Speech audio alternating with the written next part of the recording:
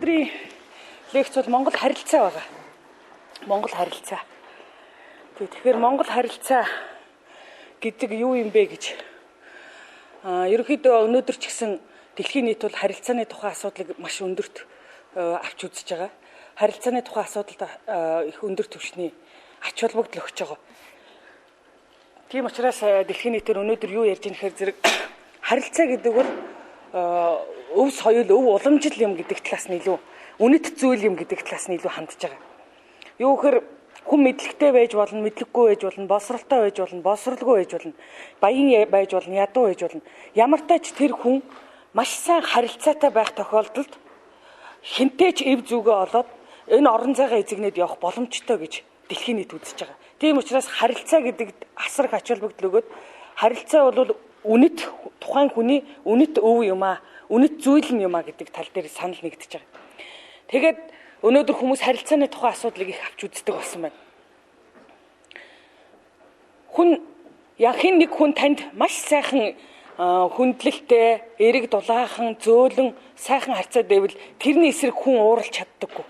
Муу юм хийж чаддаггүй. Тэгвэл танд хүн муухай хандаад байвал тэрний эсрэг нөгөө хүнд өөрт нь аратан сэрхүү байдаг учраас тэр муухай харьцаад байгаа зүйлийн эсрэг хүн заавал муухай харьцах болдог.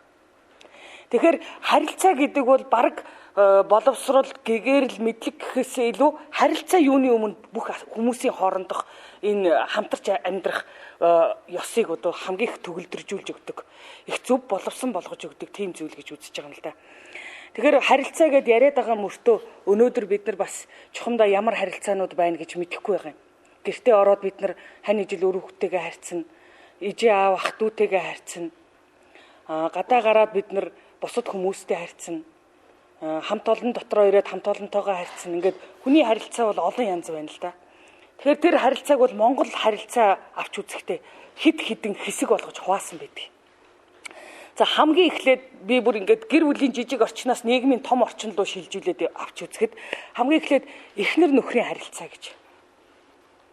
Эр эмийн хоорондох нэг гэр бүл доторх эр эмийн харилцаа гэж. Дараа нь эцэг их үр хүүхдийн харилцаа гэж байна.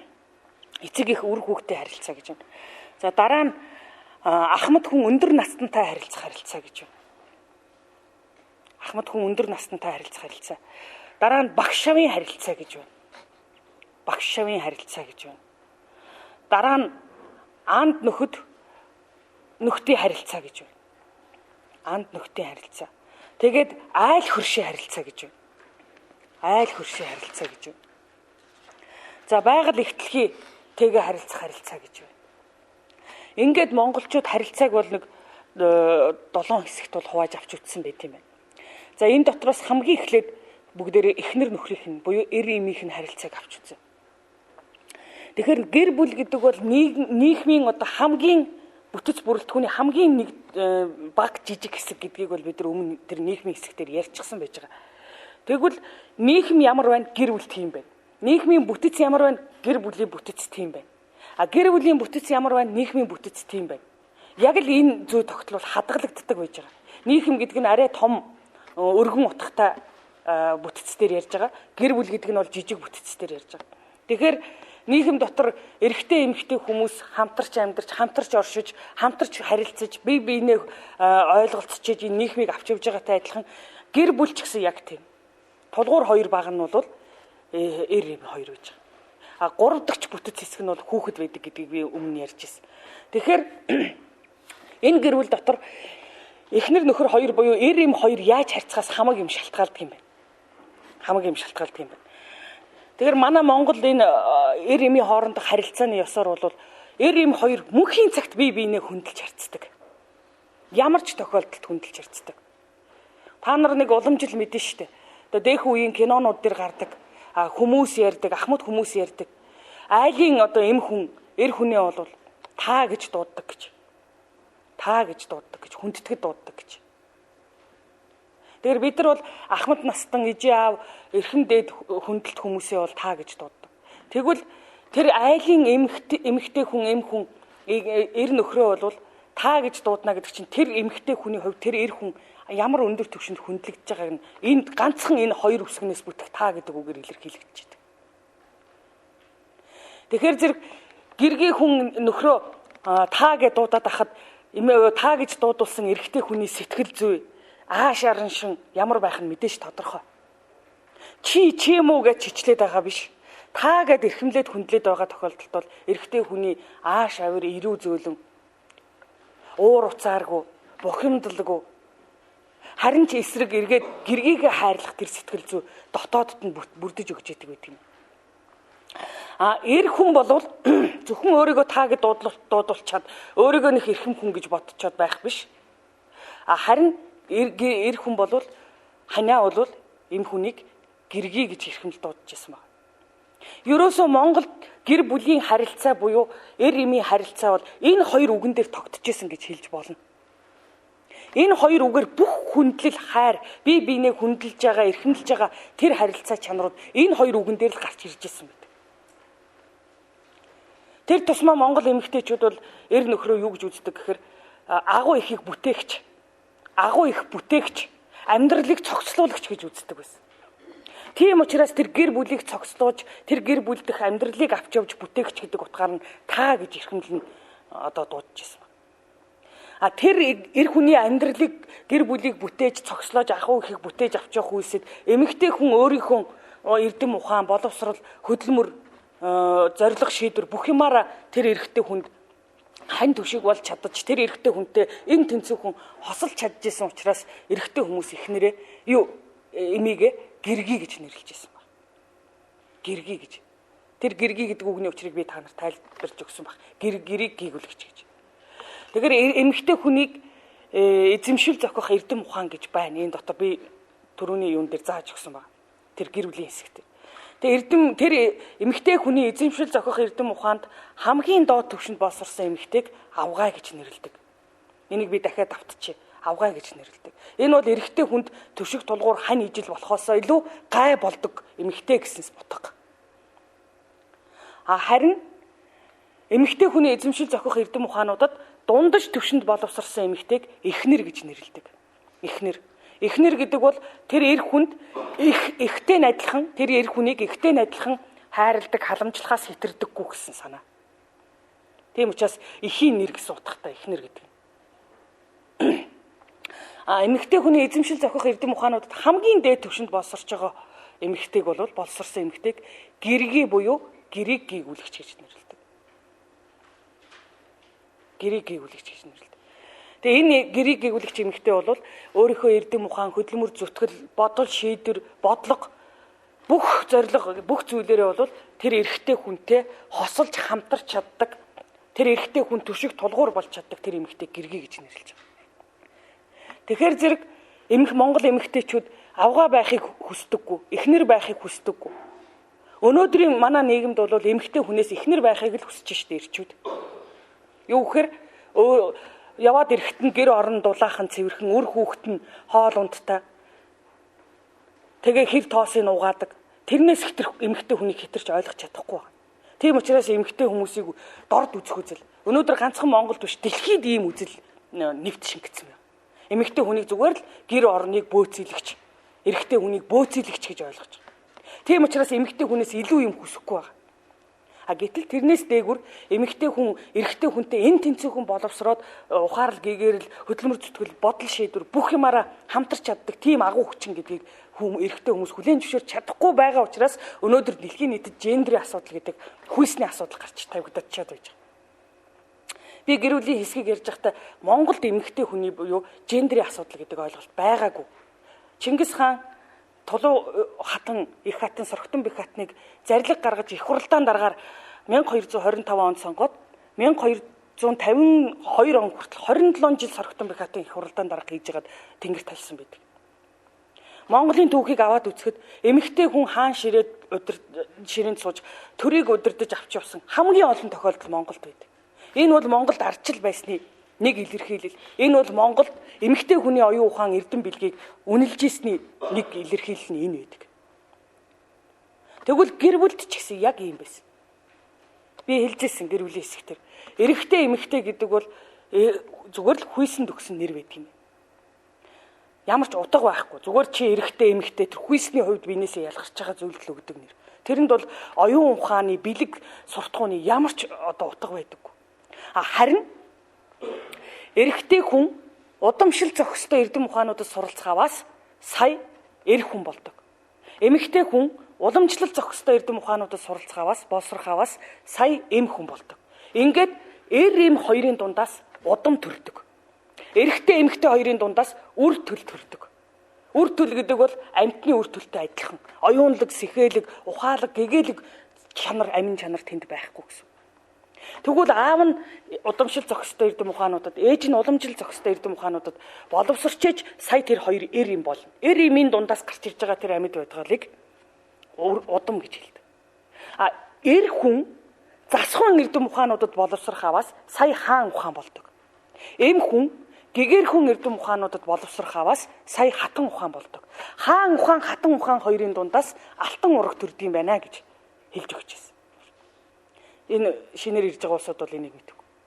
Тэгэхээр Монгол гэр бүлийн харилцаа, эр эмийн харилцаанд бол явж эр ухаан, эм ухаан, хатан ухаан, хаан ухааны асуудал яригдж байдаг. Тийм учраас энэ Монголын уламжилт энэ ухаан дотор эхнэр ухаан, гэргийн ухаан, хатан ухаан гэж ярьж байна. Эр хүнийг бол шууд хаан ухаан, эр ухаан, хаан ухаанд шилжүүлж авч үзэж байна. Тэгэхээр бид нар одоо өнөөдөр энэ залуучууд их байна. Охид өвгөө зүгээр л юунд сурч боловсрохгүйгээр өөрийгөө гэгэрүүлэхгүй боловсрохгүйгээр зүгээр очиод нэг эмтэй наалдаад дунд нэг хүүхэд гаргачих юм бол тэр чинь зүгээр л амьтны үр төлөөс ялгаа байхгүй. Гарч ирээ тэр хүүхэд сурьяа сурч чадахгүй, тархин ажиллахгүй, нэг өгүүлбэр уншаад тогтоож авч чадахгүй, ажил хийж чадахгүй, нийгэм тэнцэхгүй. Тэгээд нийгмийн шаарууд болол яваад. Тэгээд тэрийг хүн болгоно гэдэг асуудал нийгмийн толгой өвдсөн асуудал. Эцэг эхийн хүрээнээс, эр эмийн хүрээнээс хальчихсан. Бүр нийгэм нь тэрний төлөө бүхэл бүтэн боловсролынхон системтэй зүтгээд байгаа мөртөө хүмүүс төрөхгүй болчиход байна шүү дээ. Өнөөдөр манай нийгэм ийм л байдалтай гэж. Тэгэхээр та үнэхээр удмаа сайн хүн төрүүлье гэж байгаа бол өөрөө эр бол, өөрөө эм бол. Тэгжээч танаас сайн ухаантай удам төрнө. Тэгээд болоогүй цаашаага та хаан ухаан бол, хатан ухаан бол. Тэгжээч танаас алтан ураг төрнө. Ийм хэмжээний асуудлыг яригддаг юм. Тэгэхээр ингэж удам судартай аль талдаа эцгийн талын ясан удамтай, эхийн талын цусан удамтай, ухаантай удмыг төрүүлэхийн тулд эр эм хоёр хоёулаа өөрсдөө бэлддэг байж байгаа. Тэр үтгэл хүүхэд олохоос жилийн өмнөөс биеэ бэлдэж цэвэрлж эхэлдэг. Жилийн өмнөөс архиудаггүй. Жилийн өмнөөс муу юм боддоггүй. Жилийн өмнөөс муу үйл хийдэггүй. Жилийн өмнөөс хэн нэгэнд муу сандаггүй. Ингэж өөрийгөө бие сэтгэл оюун ухаан бүх юмар бэлдчихэж хүүхдээ олдог байсан баг шүү дээ эр эм хоёр. Тэгжээс нөгөө хүүхэд нь удам шиг удам гарч ирдэг байсан. Ухаантай, бэлэгтэй, оюунтай. Тэгэхээр энэ харилцааг бий болгоход эр эм хоёр бие биенээ хүндэтгэл асуудал байна. Хүндэтгэл юун дээр бий болдгийг гэхээр хүндэтгэл харилцан бие биенээ хүндэтгэл дээр л бий болдог. Баттхан та нарыг хүндэтгээд байхад та нар баттхныг хүндэтгэхгүй бол энэ харилцан хүндэтгэл болж чадахгүй. Тэгэхээр зэрэг бие биенээ мэдэрч ойлгоно, бие биенээ харилцан хүндэтгэнэ гэдэг нь өөрөө гэр бүл орших хамгийн том үндсээр байсан байна. Тийм учраас монголчууд энэ харилцааг л хоёрхан үгээр шийдэж чадсан. Гэргийн эр нөхрөө та гэж дууддаг, эрхэмлэн дээдэлдэг. Эр нөхөр нь гэргийгээ гэргий гэж дууддаг. Одоо бол манай авгаа л гэж ярина. Гэтэл яг үүндээ тэр мө авгаа гэж нэрлүүлээд байгаа эмэгтэй нь яг үүндээ амьдралын үүрээд явж байгаа хүмүүс байгаа байхгүй. Тэгэхээр ингэж бэлэг чанаргүй үг хэлдэггүй юм байна. Монголчууд амны бэлгээс аштын бэлэг гэдэг. Дандаа бэлэг дагуулсан, дандаа сайн үйл дагуулсан, сайн энерги дагуулсан авээ зүү үг зүүгээр тэр бүхнийг өөртөө татаж авчирдаг байсан. Тэгээд би хэлжсэн.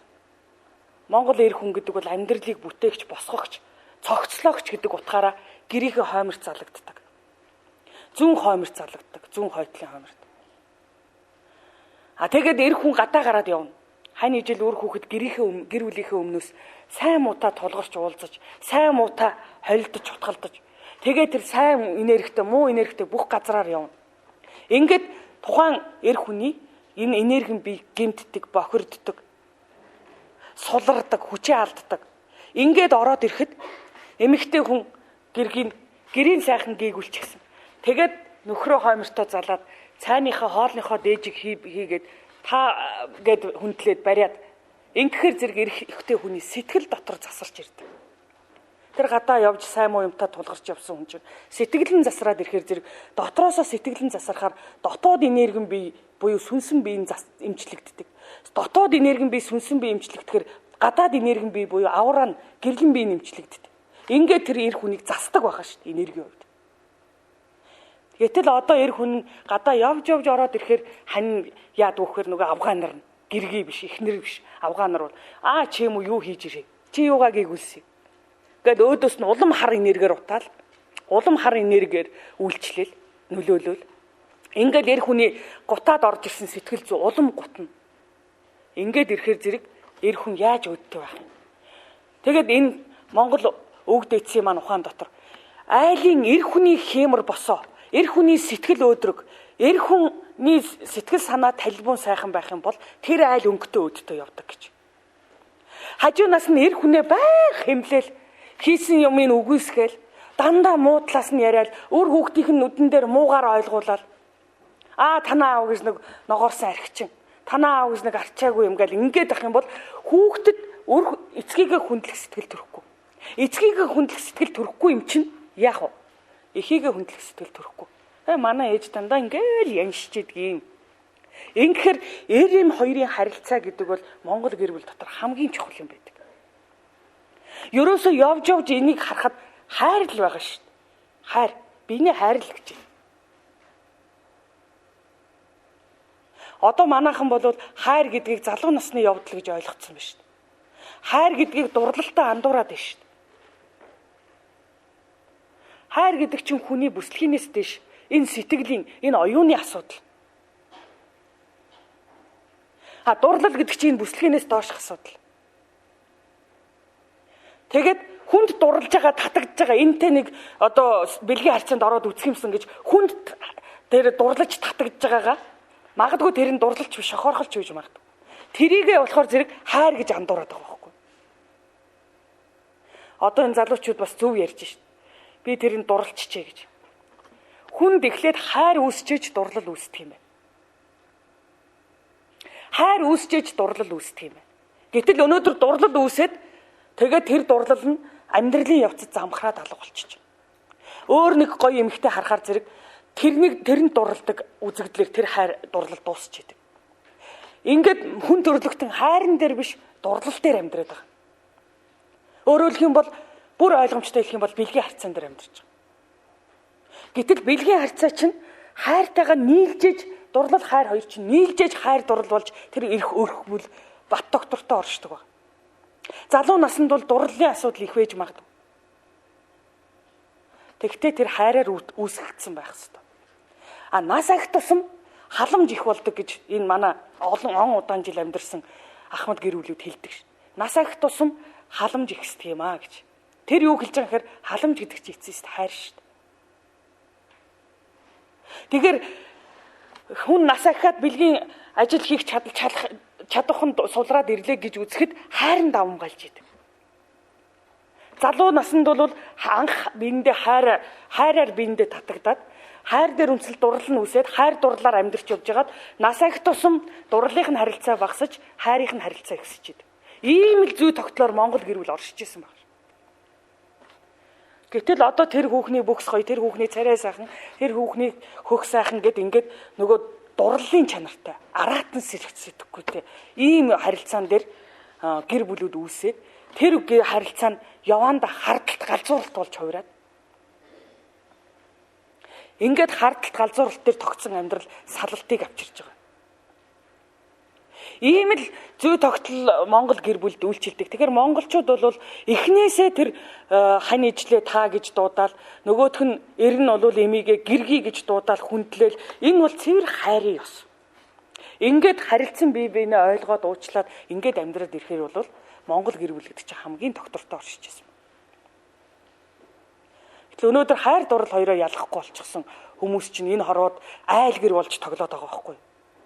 Бид нар хүүхэд байхдаа чи аав нь бол би ээж нь болъё, чи хүүхэд нь бол гэд айл гэр болж тоглодог шүү дээ. Яг тэрэн шиг өнөөдөр амьдралд хүмүүс айл гэр болж тоглож байна. Зүгээр дурлалаар тоглож байгаа. Тэгэхээр энийг л болох хэрэгтэй. Энийг хайрын тэр оюунлаг, гэгээлэг ухаалаг шинж рүү ойртуулж ирэх. Тэгж гимээр тэр гэр бүл дотор сайхан харилцаа бий болно. Сайхан хүндэтгэлүүд бий болно. Харилцсан хүндэтгэлүүд бий болно.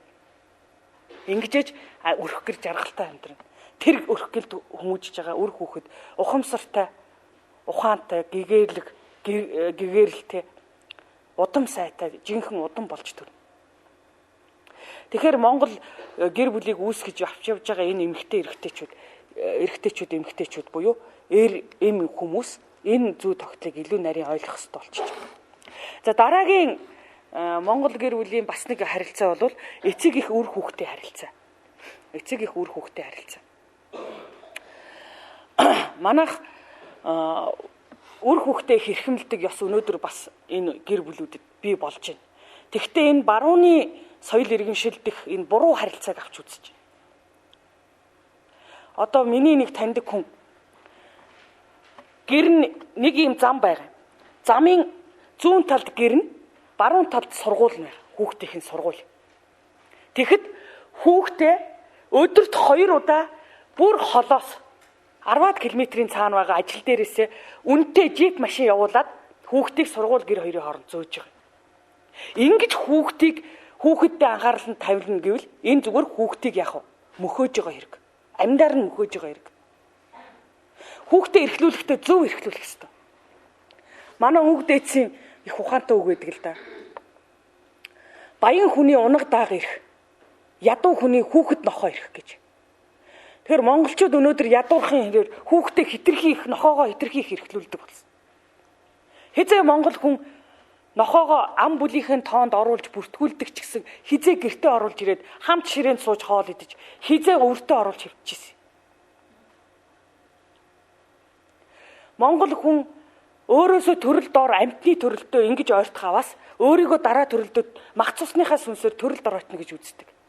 Тийм учраас хизээч дэлхий дээр Монгол шиг нохоогоо 10 ам бүлтэй бол нохоогоо оруулаад манайх 11 ам бүлтэй гэж хэлдэг. Тийм ёс старт том байхгүй монголчуудаас. Гэхдээ хизээч нохоог ямар ч өвгөлийн хахир хүйтэнд гэртээ оруулдаггүй. Хамт сууж хоолдоггүй. Хамт нэг оронд унтдаггүй. Тэгтэл өнөөдөр энэ ёс Монгол айл болгонд баг нохоо хөтлөөгүй хүн биш болсон. Нохоо өөрлж унтаагүй хүн биш болчихсон байж. Энэ ядуу хүний хүүхэд нохоо ирэх гэдэг нэг илэрхийлэл энэ болж байгаа. Нөгөө талаас хүүхэд нь ирэх би сая хэлсэн. Ерөөсө 200-300 метрийн газар жип машин тэр үнэтэй их машин бензин хэрэгэлд. За тэр мөнгөтэй хүнд тэр нь хамаал.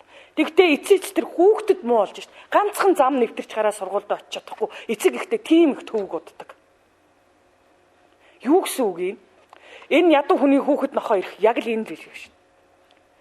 За тэгээ яах вэ? Ганц юм, 2 юм. Яах вэ? Ингээл хүүхдээ эрхлүүлдэг. Харин Монгол ухаантай эцэг эхүүд бол хүүхдээ хизээч эрхлүүлдэг. Эрхийг сургаар бэрхийг сур гэж. Тэгээд тэр хатан ухаанаар өссөн үр хүүхэд гэдэг бол амьдралд бие даагаад явах чадвартай болдог. Амьдралд өөрийгөө аваад явах чадвартай болдог. Тэгэхээр өнөөдөр энэ ёс байхгүй болчихсон. Та нар анзаараарай. Тунгалаг тамир гэдэг кинон дээр итгэлт баяны унаг даагал ирэх байдаг шүү дээ. Өнөөдөр баячуудын унаг даагал ирэх байгаа шүү дээ. Тийм учраас энэ баячууд чинь мөнгөө үрж ядахтаа унаг дааган зориулаад байна шүү дээ. Морин зориулаад байна шүү дээ. Тэгвэл ядуу хүний хүүхэд нохоо ирэх. Ядуу гэдгийг та нар шууд утгаар нь бас битгий хүлээж аваа. Давхар утгач энэ дотор байгаа. Мөнгө санхүүгийн хувьд ядуу байж болно. Оюун бодлын хувьд ядуу байж болно. Энэ их голцоо оюун бодлын хувьд ядуу. Яг монголчуудын өнөөгийн байдалд бол оюун бодлын хувьд ядуу гэдэг утгаараа хэрэглэгдэж байгаа. Оюун бодлын хувьд ядуу хүмүүс үр хүүхдээ муур нохоогоо эрхлүүлдэг юм байна. Тэгвэл дэлхийн нийт өнөөдөр бүгд л муур нохоо эрхлүүлдэг өвчтөй болсон. Хүн хүнээ хайрлахгүй ээж муур нохоог хайрлаад байгаа. Өөр хүүхдээ хань ижлээ хайрлахгүй ээж муур нохоог хайрладаг болчихсон. Энэ ямар гажиг тогтолцоо вэ? Энэ хүн хаана явна? Уг нь бол хүн эхлээд хань ижлээ өр хүүхдээ ижээ аава ах дүүгээ найз нөхдөд хамтрагч Тэгээ энэ Монгол ард түмнээ энэ дэлхийн нийт энэ бүх хүнийг хайрлж сурсныхаа дараа сая тэр амьтныг хайрлав. Тэгээ тэрийгэ тонгоруугаар нь буцаагаад буруу хэрэглээд байна. Амьтныг хайрлж сурсан хүн том болоод их юмыг хайрладаг хүүхэд болно гинэ. Хүн хайрлаж сураагүй, өөрийгөө хайрлаж сураагүй хүн яаж тэр амьтныг хайрлах юм? Хөөхөн хүүхдийг хараад өхөөрдөж сураагүй хүн нохоон гүлийг хараад өхөөрдөж байгаа шүү дээ. Гэхдээ энэ хүн байхгүй болцсныг хэлж шүү дээ. Хөөхөн дүүгээ хараад өхөөрдөж чадаагүй ээжж муурны зулцаа хараад өхөөрдөж дээ шүү дээ. Гэхдээ энэ хүн байхгүй болцсныг хэлж шүү дээ. Тэгэхээр хайр гэдгийг зөв удирдахгүй бол зөв чигтэн зөв ухаанаар залахгүй бол хайр гэдэг буруу явах юм бол хүн төрлөختөнд хамгийн аюултай. Тийм учраас өнөөдөр та нар анзаарч байгаа. Шашны сургаалууд ихэнх нь бүгд хайрыг номлодог. Хайрыг номлодог. Тэгвэл жоохон яаж хайрлах гэдэг юмыг зааж өгч чаддгүй. Чи хайрл гэдэг тушаагаад байдаг болохоос чухамдаа яг ингээд юуг хайрлаж ээж юуг хайрладаг болох юм. Хайр гэж юу юм? Дурлал гэж юу юм? Хайр сэтгэл гэж юу юм? Хайр дурлал гэж юу юм? Юу ч ялгахаа байчихсан. Ухааныг ойлгохоо байчихсан. Тэгээд нэг юм хайр гэдэг нэг юм дурлал, шохоорхол, хардалт, галзууралт бүх юмаа холиод хайр гэж бодчиход. Тэгээ бүр самун нь юу гэхээр хайртай бол хайртайхаа хэрээр хартаа байдаг гэж. Буруу үг зохиочход тэрэндээ хөтлөгдөд, буруу ухаандаа хөтлөгдөд явж байгаа. Гэхдээ яаж хайртай байсан хэрээр хартаа байх юм бэ чинь? Харин хайртай байсан хэрээр харгу болох юм биш үү? Жинхэнэ хайр гэж хүнд ингэж үйлчилдэг юм. Харин дурлал хэмжээнээсээ хэтэрхээр хардталт галзууралт болчихж байгаа. Тэгээ бүр энэ хардталтын бүр юм сэтгцийн өвчтөй болцсон хүмүүс байж шин. Тэгэхээр энийг бид нар бодох ёстой. Ингэж энэ бүхнээс энэ хайр гэдгийг зөв ухаарч, дурлал гэдгийг зөв ухаарч, эднэрийг ялгаж салгаж бас нийлэх газар нь нийлүүлж зөв ухаарч чадвас бид эхлээд хэнийг хайрлах вэ? Дараа нь хэнийг хайрлах вэ? Манай өвөг дээдс бол энэ хайрын тухай маш гоё хэлсэн байт шин. Эхлээд өөрийгөө олж хар. Биегээ олж хар гэж байгаа. Биегээ олж харна гэдэг чинь биегээ хайрлаж сурна гэж байгаа. Баттхан юугаараа илүү сайн юм? Баттхан юугаараа илүү муу юм? Өөрийнхөө сайн муу, сул давуу бүх талыг ингэж шударгаар зөв үнэлж чадаад дараа нь тэрнэн дээрээ үндэслээд миний сайн талч би юм байна, миний муу талч би юм байна гэд өөрийгөө хайрлаж сур. Өөрийгөө хайрлаж сурна гэдэг бол яг бай миний сул тал юм чинь ингээ байж гэж байгаа юм биш. Энтэйгээ эвлэр гэж байгаа юм биш. Харин өөрийгөө хайрлна гэдэг бол сул талаа гэж өөрийгөө сайн сайхан тал руу өөрчил гэж байгаа. Ингэж өөрийгөө өөрчилж, өөрийгөө үннээр нь олж харж, өөрийгөө хайрлаж, өөрийгөө өөрчилж чадсан хүн бол бусдыг дараа нь биеийн нүдээр хардаг болдог гэж. Бусдыг биеийн нүдээр хардаг болно гэж. Биегээ олж хар, бусдыг биеийн нүдээр олж хар. Ийм л хоёр зарчим байна. Хайрлах монголчуудын хайрд суралцах. Бусдыг биеийн нүдээр олж харна гэдэг нь энэ хүний сул тал нь юу, давуу тал нь юу гэдгийг яг үннээр нь олж хараад тэрийг аливаа хүнд байдаг зүйл гэж ухаарад байдаг зүйл гэж ухаарсныхаа дараа тэр хүний сул талыг өөрчлөхөд өөрийнхөө нөлөөлж чадах. Тэр хүний тэр аль болох дутагдaltaа муу сул талуудыг цөөрүүлж тэр хүнийг сайн болгох. Энийг л хайрлах гэж хэлээд байгаа. Тийм учраас манай өвгдөөс хайр гэж юу вэ гэсэн бусдын тусгаар тогтнож орших тэр үндэс суурийг тавьж өгөх гэж байгаа. Түүнээс очиод илж таалж инхрийлэхийг хэлж байгаа юм биш. За яг миний ихч чинь нэг иймэрхүү жаахан бохимдохоор адгуу замтаан байгаа. Тэгэхээр бодлогогүй үг хэлчихдэг юм байгаа. Би энд нь гомдоод явах уу? Харин ихчийнхээ энийг өөрчлөе. Ингэж байгаа бол чи ихчигээ хайрлаж чадж байгаа хэлбэр. Зүгээр уучлаад өршөөгөөд өнгөрөх биш. Хайрлна гэдэг бол тэр хүнийг өөрчилж гэгээлэг сайн тал руу хөтлөж чадахыг хэлж байгаа. Тэгвэл эр эмийн харилцаа, эцэг их үр хүүхдтэй харилцаа, ийм л харилцаан дээр орно шүү дээ. Тийм учраас монголчууд үр хүүхдтэй хүмүүжүүлэх асуудлыг бол үндсэндээ хайрын харилцаа гэж үзэж байна. Тийм учраас монголчууд хүүхэд 2-3 нас хүрэхэд хэн болох суурэ бүрэн тавьсан байдаг гэж үздэг. Одоо манай барууны боловсрол судлалын шинжилгээ ухаанаар хүний хүмүүжүүлнэг одоо эхийн хөвлөд олдсон өдрөөс нь ихсүүлэл доктор, профессор хүртэлт нь хөөцөлдөд байдаг. Хүнийг хүн болгоно гэд. Гэтэл нөгөө хүн болж чаддаггүй. Доктор, профессор болцохооч хүн биш. Адгуус, араатан шиг авирлж байгаа. Тэгвэл хүний хүн болно гэдэг чинь тэр сургуулаар олдог. Энэ албан ёсны сургалтаар олдог зүйл биш. Биш гэдгийг манай өвөг дээдсийн аливаа хүн ямар хүн болох суурьа 2-3 наснда бүрэн тавьсан байдаг гэдэг энэ үгээр одоо батлагддаг. Тэгэхээр хүн ямар хүн болох вэ гэдэг нь сургуулийн орчинд гэхээс илүү гэр бүлийн орчинд одоо бүрэлдэж идэг. Эцэг эхээс, босод ах дүүгээсээ, эмээ өвөөгөөсөө тэр бүхнээс ямар хүн болох суурьа тавьж идэг. Ямар мэрэгжилтэн болох тэр үйл явц бол харин сургуулийн танхимд бий болж идэг. Чи сайн физикч болох уу? Сайн жолооч болох уу? Сайн нэхмэлчин болох уу? Сайн барилгачин болох уу? Сайн хуульч болох уу гэдэг бол сургуулийн танхимд яригддаг асуудал. Ямар хүн болох вэ гэдэг чинь гэр бүлийн харилцааны орчинд тавьж байгаа асуудал. Тийм учраас монголчууд үр хүүхдтэй бол онцгой анхаарал тавьж байна. Хүүхдийнхээ хажууд хэрэлддэг. Хүүхдийнхээ хажууд муу мухай юм ярилцдаг. Хүүхдийнхээ хажууд зүү бус юм ярьдаг. Хүүхдийнхээ хажууд архиуж ирдэг. Хүүхдийнхээ хажууд эр нөхрөө хүндэлдэггүй. Гэргийгээ хүндэлдэггүй байдлыг гаргадаггүй.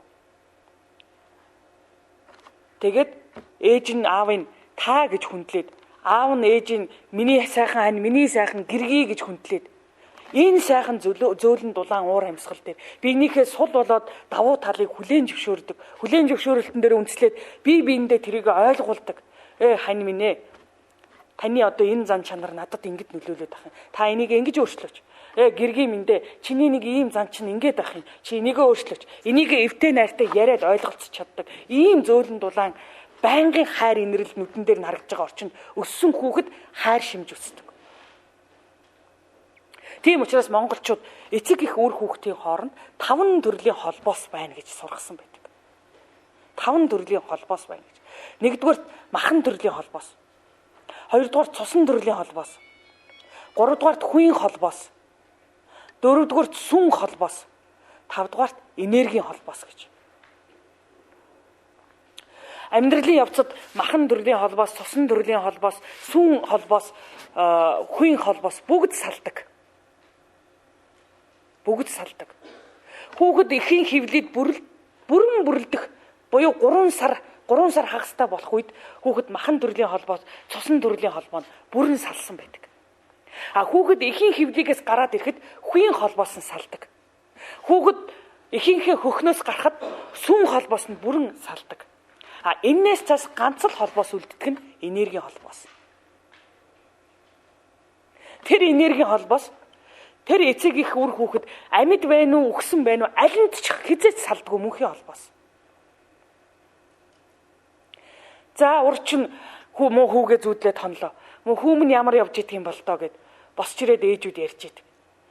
Тэгтэл өдөр нь утас цоглоо хүүхэд нь гадаад сурч байгаа хүүхдээс нь миний бие жаахан таар байна ээжээ гэд. Эх хүн тийм мэдрэмтгий. Эцэг хүн тийм мэдрэмтгий. Тэгэхээр зэрэг энэ энергийн холбоосыг хэлж байгаа. Эцэг их үр хүүхдийн хооронд мөнхийн байдаг энергийн холбоос. За урчин аавыгаа зүүдлээ. Муу аам нь биеийн тааруу байсан гэсэн яаж байгаа юм бол доо. За утсаар залгадаг. Хөдөө ховдод байгаа аав нь аав нь жаахан чилээрхэд урчин нойр мутаа онлоо. Муу бас хүүгээ зүүдлээ гэд өөдөөс нь ярьж байна. Энэ бол тэр хүүгийн холбоос, энергийн холбоосыг илэрхийлж байгаа. Тийм учраас монголчууд бол үр хүүхдийнхээ энэ энергийн холбоосыг бат доктортой тавьж өгөхийн тулд монгол их хүний зүүн хөхний дом гэж хүртэл байдаг. Зүүн хөхний дом одоо бүгд мэдж байгаа та нар. Алас хол явах гэж байгаа хүүхдтэй ийм хөгшин залуу том жижиг нь хамаагүй зүүн хөхөө өмхүүлээд явдаг. Алас хол явцсан хүүхэд нь болохгүй байх юм бол зүүн хөхөөр даллаж хүүхдтэй сайн сайхан бүхнийг зүүн хөхөө даллах замаар дуудаж өгдөг. Зүүн хөхөө даллаж хүүхдээ хураалдаг. Муу юмнаас авардаг. Муу юмд учирцсан бол зүүн хөхөө даллаж муу юмнаас нь салгадаг. Энэ ариун нандин холбооснууд өнөөдөр байхгүй болчихсон. Хүүхдээ зүүдлээд хүүхэд нь аавыгаа зүүдлээд санаад алас газар явцсан хүн санаад байвал аавынхын цамцын дэрэн доор нь хийгээд унтуулчдаг, дэрлүүлээд унтуулчдаг. Ээжийнхэн цамцыг дэрэн доор нь хийгээд унтуулчдаг. Чэжнээс дээш хувцсыг, чэжнээс дээш доош хувцсыг дэрлүүлдэг. Энэ ёс энэ чинь дандаа тэр энергийн холбоосыг илэрхийлж байгаа шүү дээ. Тэгээд тэр аавынхаа үнэртээ, аавынхаа энерги шингэсэн аавынхаа үнэртээ тэр цамцыг дэрлээд унтчихаар хүүхэд тайвшраад унтчихдаг. Хүн санаад ирэхээр зэрэг хүний энерги нь биед маш их хар энерги бий болдог. Энэ хар энерги нь эргээд хүүхдийн махан биед үйлчлэхдээ яадаг вөхөр зэрэг айдас хүйдэс болж шүн дав хийтэл цочиж сэрж хөлснө гэж ярьдаг бид. Тэгэхээр хэн нэг хүнийг санана гэдэг тэр хүний энерги нь би ямар их хураагдаж, ямар их бохирдож гэмтчиедгийг энэ харуулж өгдөг. Хайртай хосууч гэсэн хэн нэг нь алс байгаа газар нэгнийгээ сансан үед бол тэр энерги нь би ямар их хураагдаж, ямар их гэмтчиедэг. Хар толбууд нь ихсээд эхэлдэг. Тэгээ хаана санаж байгаагаас хамаарад нөгөө хар толбон томроод эхэлдэг. Энэ тохиолдолд хүн хүчтэй байж чаддаггүй. Энэ тохиолдолд хүн тайван байж чаддаггүй. Шөнийн турш хар дар зүүдлэнэ гэдэг чинь энерги нь биенээс болдог ш. Гэрлэн би хэдий ч нэ гэмтэн, төдий ч нэ хүн хар дар зүүдэлдэг. Энэ мэтлэн энэ Монгол харилцааны ухаан дотор хүртэл энэ энергийн хууль чинь, энэ энергийн зүй тогтол чинь явж л байна. Тэгэхээр би хэлдэг ш. Монголчууд ерөөсөө л энергийн хуулийн дээр амьдарч ирсэн улс. За тэгээ хүүхд мөхтө хүмүүжүүлэх тухайд бол маш нарийн юм байдаг энэ номнууд дотор. Тэгээ би тэрийг бол нэг дэлгэрэнгүй наривчлан яриад хэрэггүй. Хэрвээ тэгэх юм бол энэ олон харилцаа чинь тус тусдаа нэглэгдэж болно. За дараа нь ахмад хүн өндөр настантай харилцах харилцаа гэж байна. Ахмад хүн өндөр настантай харилцах харилцаа. За өрх гэрийн дотор бол эмээ өвөө, аав ээж нь. Гадаа гараад явах юм бол настай улсууд байж байна. Эрхэмлдэг алдартай улсууд байж байна.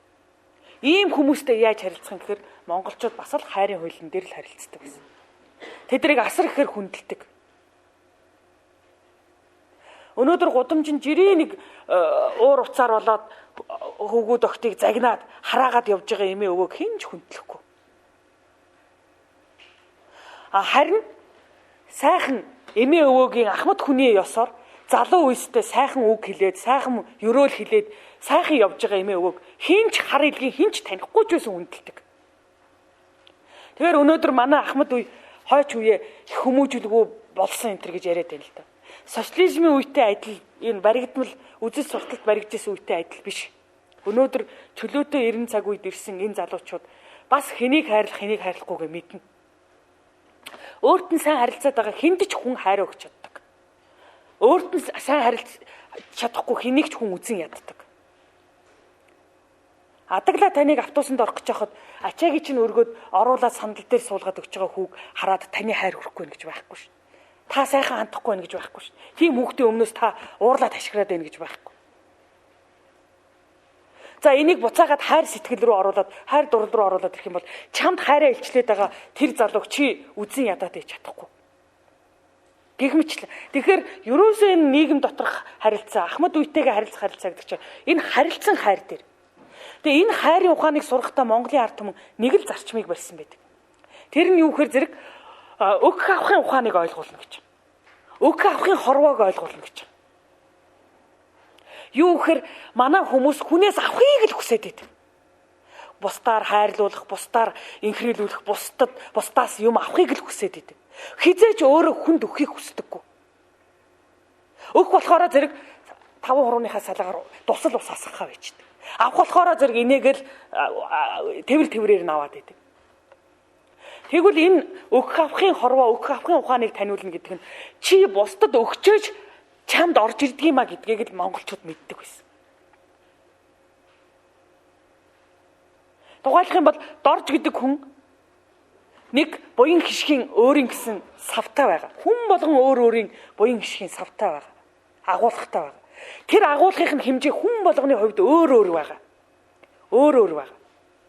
Гэтэл дорж гэдэг хүний буян хишгийн савыг 10 хилийн сав гэж үзье. 10 хил юм ордог сав гэж үзье.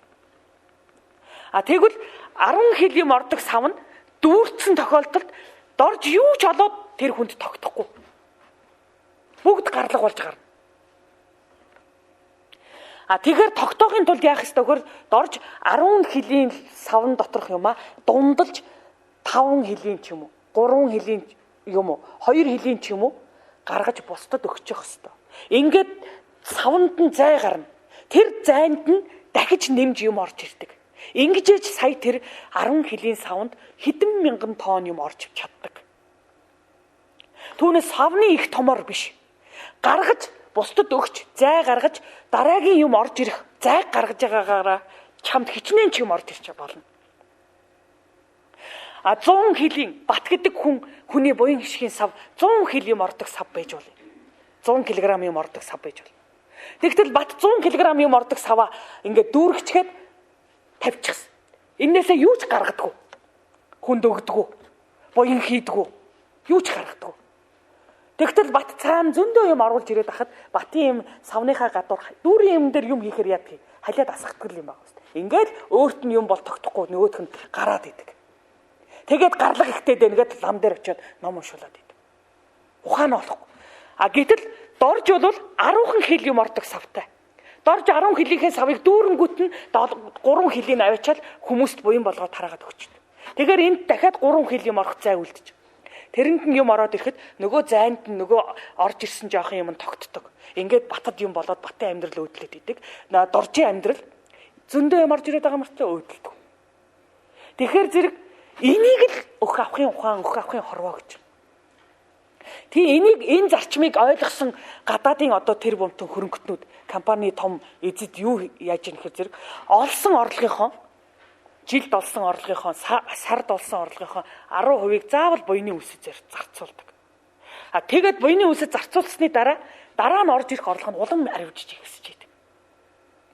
Ингэж өх авахын ухаан, өх авахын хорвоо дээр монголчууд амьдарч байна. Яг энэ зарчмаа хайран дээр хэрэгжилж байна. Үр хүүхдэд хайрлахаар, ханиа хайрлахаар, усад ах トゥ ижээ ааваа хайрлахаар, багш сургууль хүмүүжүүлэгчтэй хайрлахаар, хэнийг ч хайрлах хайран дээр энийг хэрэгжилж байна. Яагаад гэвэл чи ихэлж хайрл. Өөрөөр хэлбэл чи ихэлж өг тэр хүмүүст. Тэрний дараа тэр хүн чамайг хайрлна. Өөрөөр хэлбэл чамд юм орж ирнэ. Энэ л зарчим байсан. Энийг ойлгодоггүй монголчууд өнөөдөр яасан? Энийг олсон жах юм дараадан шүү. Юу ч орж ирээ тогтдоггүй. Эсвэл нөгөө хүнээс харамлан бай дарсан юм нэг өдөр галж шидчихдэг. Нэг өдөр усанд уурсчихдаг. Ингээ хоосоо хоцордог. Тэгвэл тэр буян хийсэн хэрээр чам дахиад буцаал эргэлдээл юм чинь аривжиж орж ирээд байдаг. Тэгвэл чи хэдий ч нэ олон хүнийг хайрлна. Чам төдий ч нэ олон хүнээс хайр орж ирнэ. Ингээ чиний амьдрал жаргалтай. Чиний амьдрал болж бүтээд явчихдаг. Бусдыг хайрлахгүй бол чамайг бүхэн зэвүүцэн, чамаас бүгд зайгаа авна. Ингээл гүйцээ. Тэгэхээр би нэг жишээ авч ярьж ирсэн да. Монголын алдартай энэ урлагийн том одууд хортон авдар эмчлэгдэшгүй өвчин тусахаараа ард түмэндээ хандж шít. Би хятад очиод эмчлүүлээд идэгчих юм байна. Гэтэл надад эмчлүүлэхэд тишнээн төгрөг хэрэгтэй, тишнээн доллар хэрэгтэй. Ард түмэн туслаач гэхээр зэрэг тэр хүмүүс мөнгө өгч шít. Энэ тэр хүн тэр олон хүнийг хайрлсан тэр сайхан хайрын сэтгэлээ тэр уран бүтээлдээ шингээж олон түмэндээ өгч чадсан. Олон түмэндээ өөрөөсөө байсан эрдэм ухаан, авьяас бэлэг бүх юмаа олон түмэндээ өгч чадсан. Олон түмнийг цэнгүүлж чадсан. Тэрний хариу нь буцад тэгж ирж шít.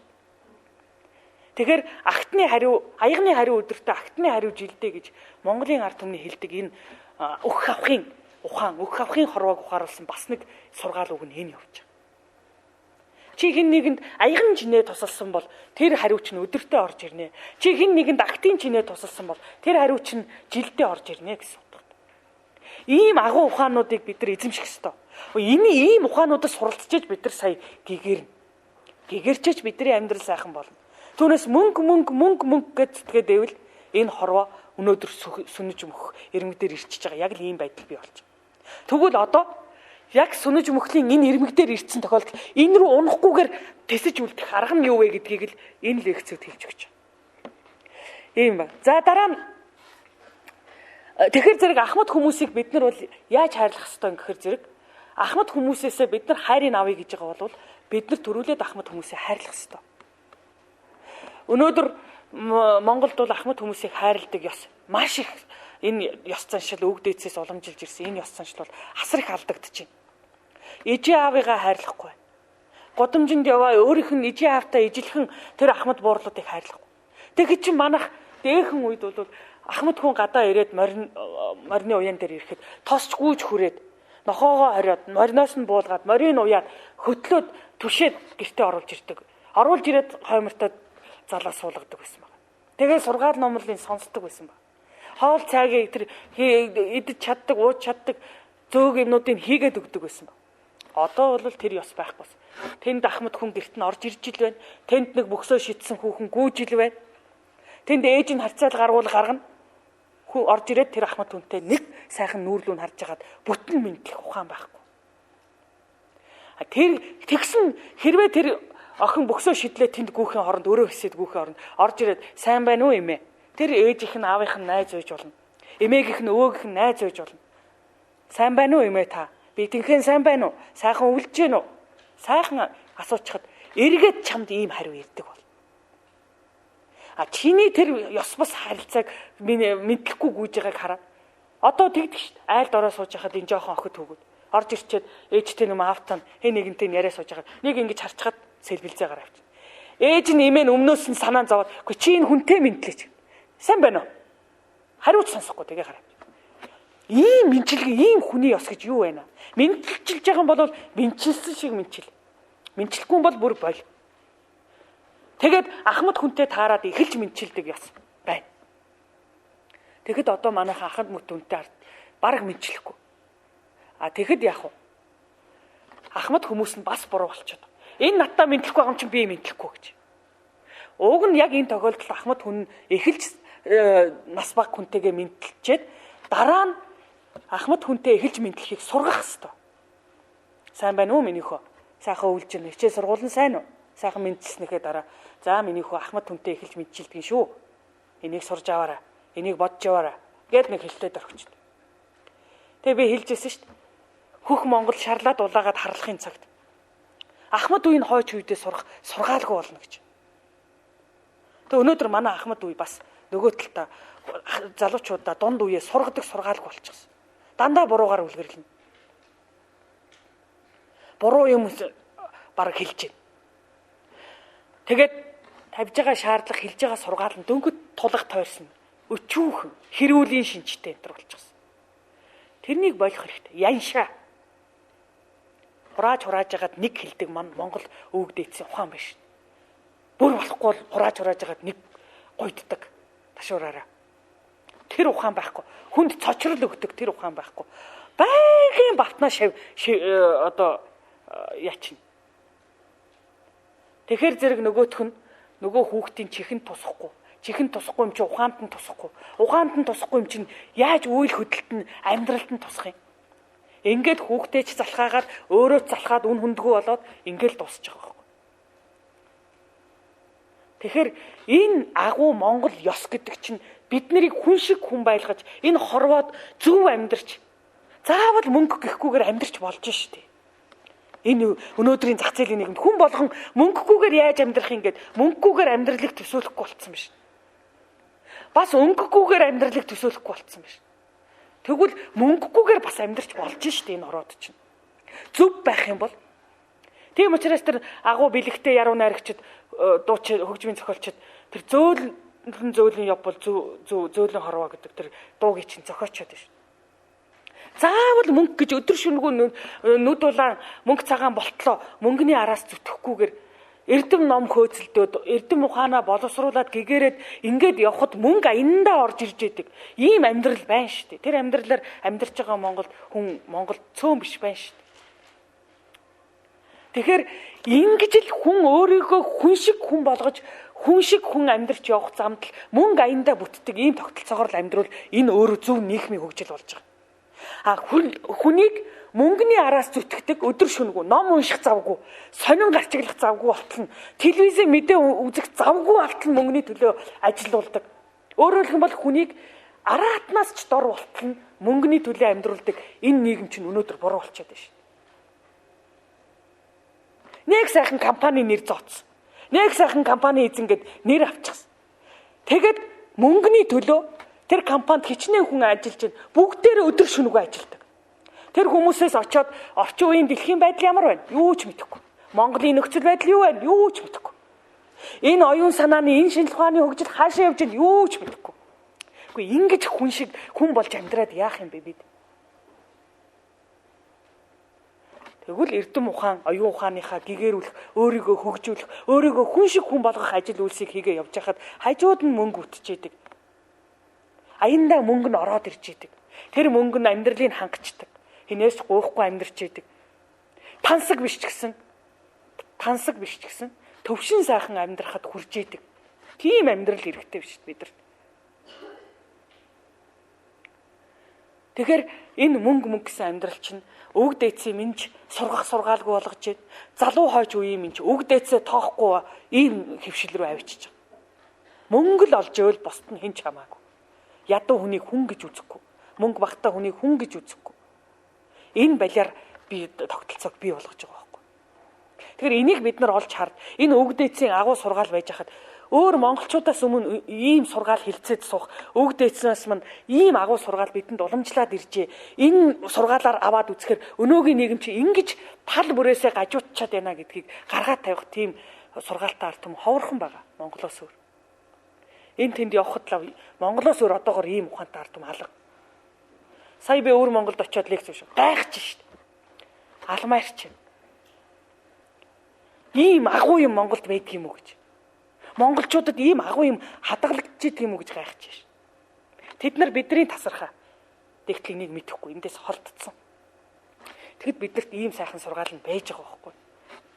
Энэ олон шашны суртахуун байна. Сургаалууд байна, номлууд байна. Тэр ээг сургадаг, номлодог олон номлогч нар байна. Тэгээд өнөөдөр энэ дэлхийн хүмүүс яагаад хайрыг эзэмшихгүй байгаа? Яагаад энэ дэлхийн хүмүүс гэгэрхгүй байгаа? Энэ олон шашны сургаалаар бол аль түрүүн дэлхийн хүмүүс гэгэрсэн шүү дээ. Аль түрүүн хүн болцсон шүү дээ. Гэтэл яагаад энэ өөрчлөгдөхгүй байгаа? Тэгэхээр энэ сургаалууд дутуу байна гэсэн үг. Тэгвэл энийг бүрэн үндснээс нь ахуулаад бурууг нь гаргад тавьдаг тэр агуу сургаалууд нь бидний өвөг дээдсийн биднэрт уламжлуулаад үлдээсэн энэ сургаал гэж. За дараагийн нэг харилцаа бол багшаавын харилцаа гэж. Багшаавын харилцаа.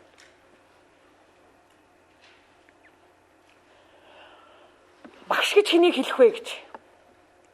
Багш гэж хэнийг хэлэх вэ гэхээр зэрэг манай өвөг дээдс юу гэж хэлсэн бэ гэхээр нэг үсэгний ацаг зааж өгсөн хүнийг ч багш гэж үзнэ гэж. Яагаад тэгэхээр номын буйнаас өөр том буян гэж энэ дэлхийн ертөнцид байдгүй. Хүний хорвоод байдгүй. Тэгэхээр тэр номын буйныг надад хүртээж өгсөн гэдэг утгаар нь нэг үсэгний ацаг зааж өгсөн ч байсан багш гэж үзэж байгаа.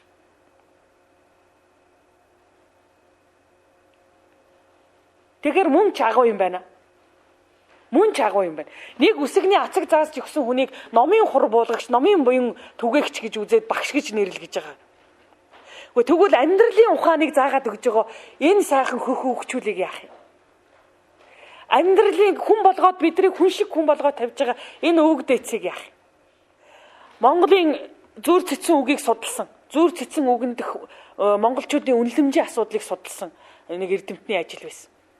Тэр ажил дээр Монгол зүр цэцэн үгний 70% нь багшийг үнэлсэн. Багшийн үйл ажиллагааг эрхэмлсэн, дээдлсэн. Тийм үг байна гэж. Тэгэхээр багш гэдэг хүн энэ Монголд ямар нэр хүндтэй байсан? Одоо бол багш гэдэг бол зүгээр л хумхийн тоос шиг болчихсон. Багшийг эрхэмлэх асуудал, багшийг дээдлэх асуудал бол асар эргэлзээтэй болчихсон байж. Тэгээд багшийг одоо доромжилсан хүн байх юм бол, багшигаа доромжилсан хүн байх юм бол нэг мориор торгодог байсан их засаг хуулинд байж байгаа. Нэг мориор торгодог байсан. Тэр их хатуудыг ёс байсан байна.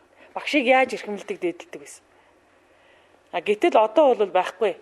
Багшигаа бол тэр муу дорж, тэр муу бат. Тэр муу тэгнэ л үз одоо. Хоёртноо тэгж ярьдаг шүү дээ.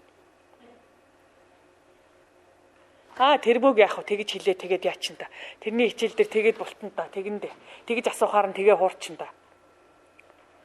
Нэг иймэрхүү юм ярьдаг болчихсон. Тэгэхээр бидний ёс суртахуун ямар их унсан юм. Энэ хүндлэл хайрлал энэ тогтолцоо ямар их уналтанд орсон байгааг энэ хэлж өгч байгаа. Тэгээ багшаа эрхэмлэх ёс гэж. Багшаа сонсох ёс гэж. Тэгээ манай эрдэмтэн мэргийг сургасан байдаг шүү дээ. Багшийг сонсох, бусдыг сонсох дөрвөн төвшин байна гэж. Эхний хамгийн доод төвшөнд бол сонсохын тулд сонсдог. Зүгээр л сонсохын тулд сонсдог. Өөрийнхөө тэр нэг шохоорхлыг дарахын тулд сонсдог. Хоёр дахь хэсэг нь бол ойлгож сонсдог гэж. Ойлгож сонсдог гэж. Баттганы яриад байгаа юм. За энэ нэг иймэрхүү юм яриад байна да. Энэ ч бас үнний талтай шүү. Нэрээ амьдрал дээр энэ хэлсэн жишээ нь байдаг шүү. Энэ нэрээ тийм шүү гэд нэг жоохон тийм ойлголт төрж. За дараагийнх нь бол ухаард сонсдог гэж. Тэр баттганы хэлээд байгаа чи үнэн байхгүй юу? Тэр чи яг үнэн шүү дээ. Бидний амьдрал бүр ингээд өөрт нь итгэл үнэмшил болцсон. Итгэл үнэмшил болчихсон. Энийг ухаард сонсох гэж. Дөрөв дэх хэсэг нь болохоор зэрэг өөрийгөө өөрчил сонсох гэж. Өөрийгөө өөрчил сонсох гэж. Итгэл үнэмшил болсны дараа за энэ хүний хэлээд байгааг би амьдралдаа хэрэгжүүлье гэд яг тэрний дагуу өөрийгөө өөрчилж байгаа. Өөрийнхөө тэр муу зуршлуудыг гээж байгаа. Энэ бол өөрийгөө өөрчил сонсож байгаа. Тэгэхээр багшийн эрдэм ухаан яг энэ. Хэрвээ багшийн хэлснийг чи сонсохын тулд сонсох юм бол багшийн хэлсэн бол зүгээр хог хаягдлагч. Чи ойлгож ухаард сонсох юм бол багшийн хэлсэн чамд зүгээр тархины нэг удаагийн оч гэлба гэж. Багшийн хэлснийг чи өөрийгөө өөрчил сонсох юм бол энэ чиний амьдрал тусдаа эрдэм болно гэж. Ийм нарийн юмнуудыг монголчууд хэлж ирсэн. Багшийн барилга. Тэгээ багшигаа яаж эрхэмлэн дээдэлдэг вэ? Багшигаа яаж харилцах вэ? Буцаад багш нь яаж шаваа харилцах вэ? Одоо манай өнөөдрийн боловсролын тогтолцоон дотор янз бүрийн асуудлууд одоо энэ телевиз мэдээллийн хэрэгслэр яригдах юм байна шүү дээ. Багш нарын баяр болохоор мөнгө өгнө, бэлэг өгнө. Ангиа төгсгөхөөр багштай том телевиз авч өгнө, бэлэг авч өгнө. Яадаг ч гэнэ. Үгүй эн чинь багш нь шаваа харилцаж байгаа тогтолцоо муу юм уу? За бүр магистрант докторантуудын төвшөнд болохоор удирдагч багш нь тэгжич одоо ийм юм амьдралд хэрэгтэй. Тэгжич ийм юм хийх бүтээх хэрэгтэй. Тэгэд тусал гэдэг гэж. Үгүй энэ чинь багш нь шаваа харилцаж байгаа тогтолцоо биш шүү дээ. Юм хэлж өгснөөхөө зааж өгснөөхөө хариу нэгдэг. Энийг хайрын ёс гэж хэлэхгүй шүү. Багш шаваа хайрлаж байгаа ёс гэж үзэхгүй. Багшаас ийм харилцаа гараад үүдээд ирэх юм бол шаваас яг тийм харилцаа үүснэ. Багшигаа үл хүнддэгдэг, харин тэр нэгсэн юм өгчий яа шиг. Тэгээд нэг юм хамгаалсан болоод өнгөрье. Энэ чинь багш шавын харилцааг хэтэрхий хөндөй болгож байгаа. Гэтэл манай дээр үеийн кинонуудад байдаг шүү.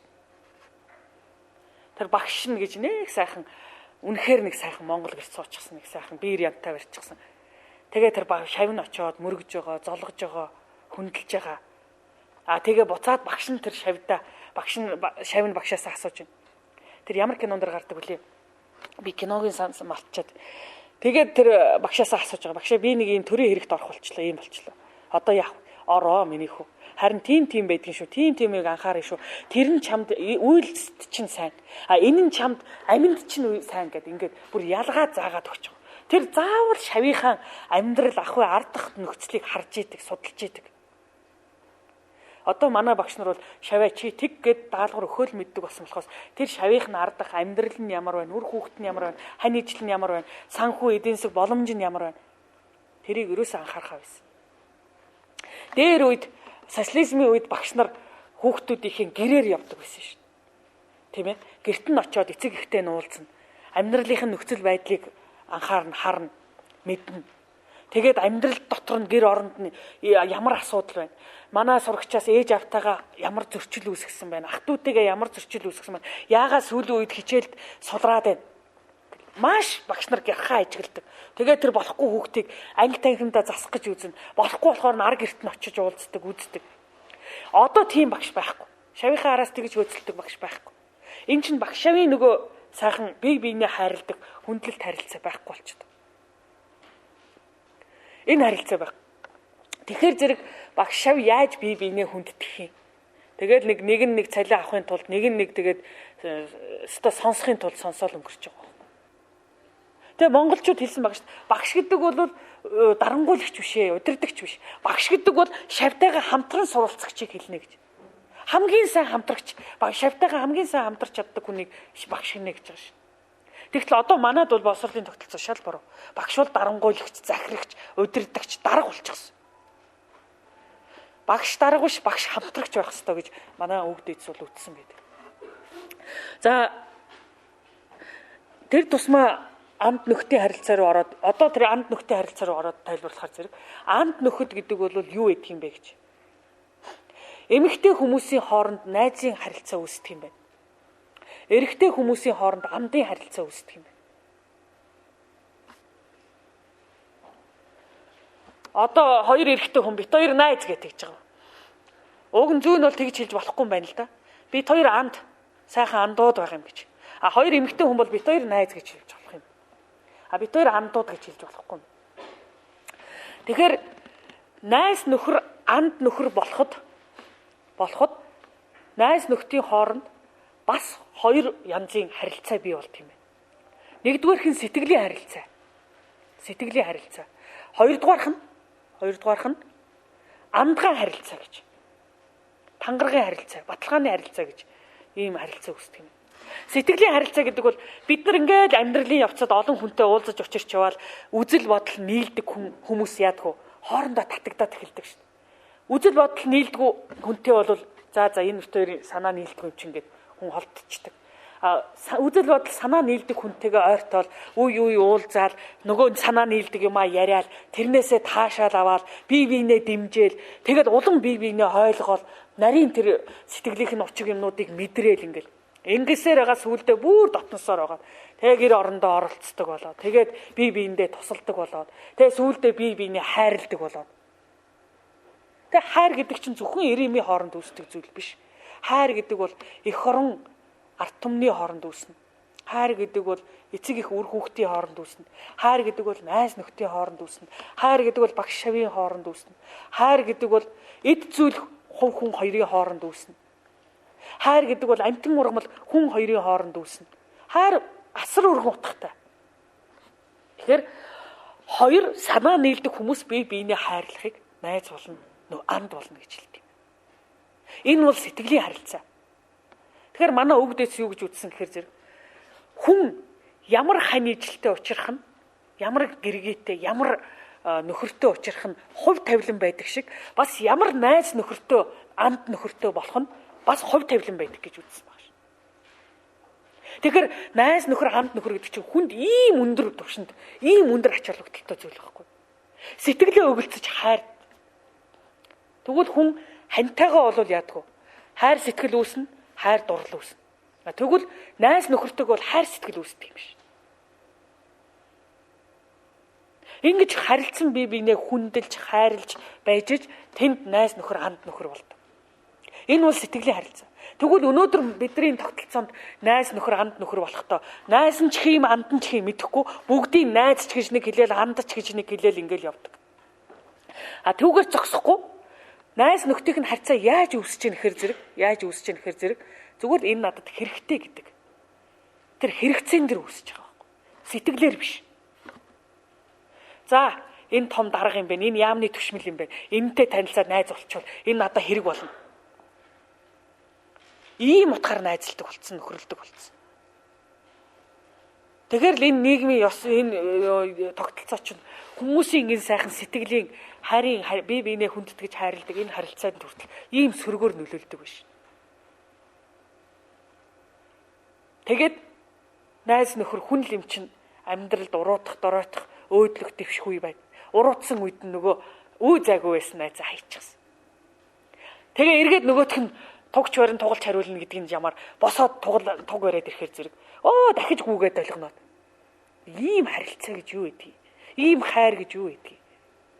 Тэгэхээр зэрэг хүнийг хүн шиг болгодог бас нэг харилцаа бол хүнийг хүн шиг байлгадаг бас нэг харилцаа бол амд нөхрийн, найз нөхрийн харилцаа гэдэг. Тэгэхээр энэ амд нөхрийн харилцаа сэтгэл дээр үүсчээвэл, хайр дээр үүсчээвэл энэ зөв байдаг юм. Энэ надад хэрэгтэй гэдэг утгаар үүсчээвэл тэр буруу байдаг юм. Сэтгэлээрээ үүссэн найз нөхдийн анд нөхдийн харилцаан дотор дараа нь найз нь хэрэг болох явдал зөндөө байна.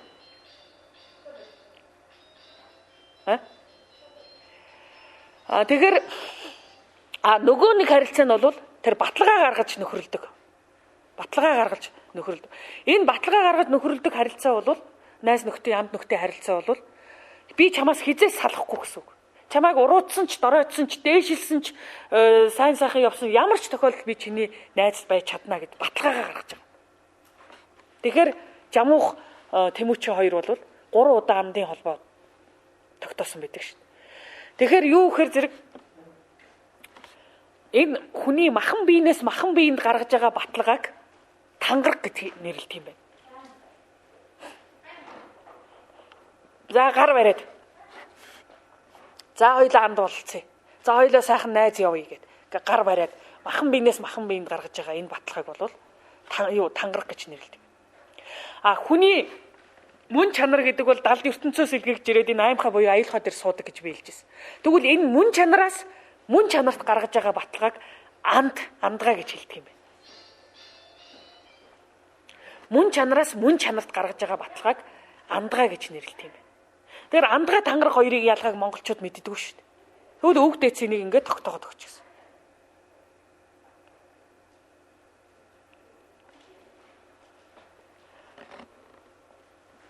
Тэгэхээр эрэгтэй хүмүүсийн хооронд андгаа тавих ёс байдаг юм байна. Эрэгтэй хүмүүсийн хооронд андгаа тавьж анд болцдог ёс байдаг. Эмэгтэй хүмүүсийн хооронд махан биенээс махан биеийн баталгаа гаргаж тангараг тавилцах ёс байдаг.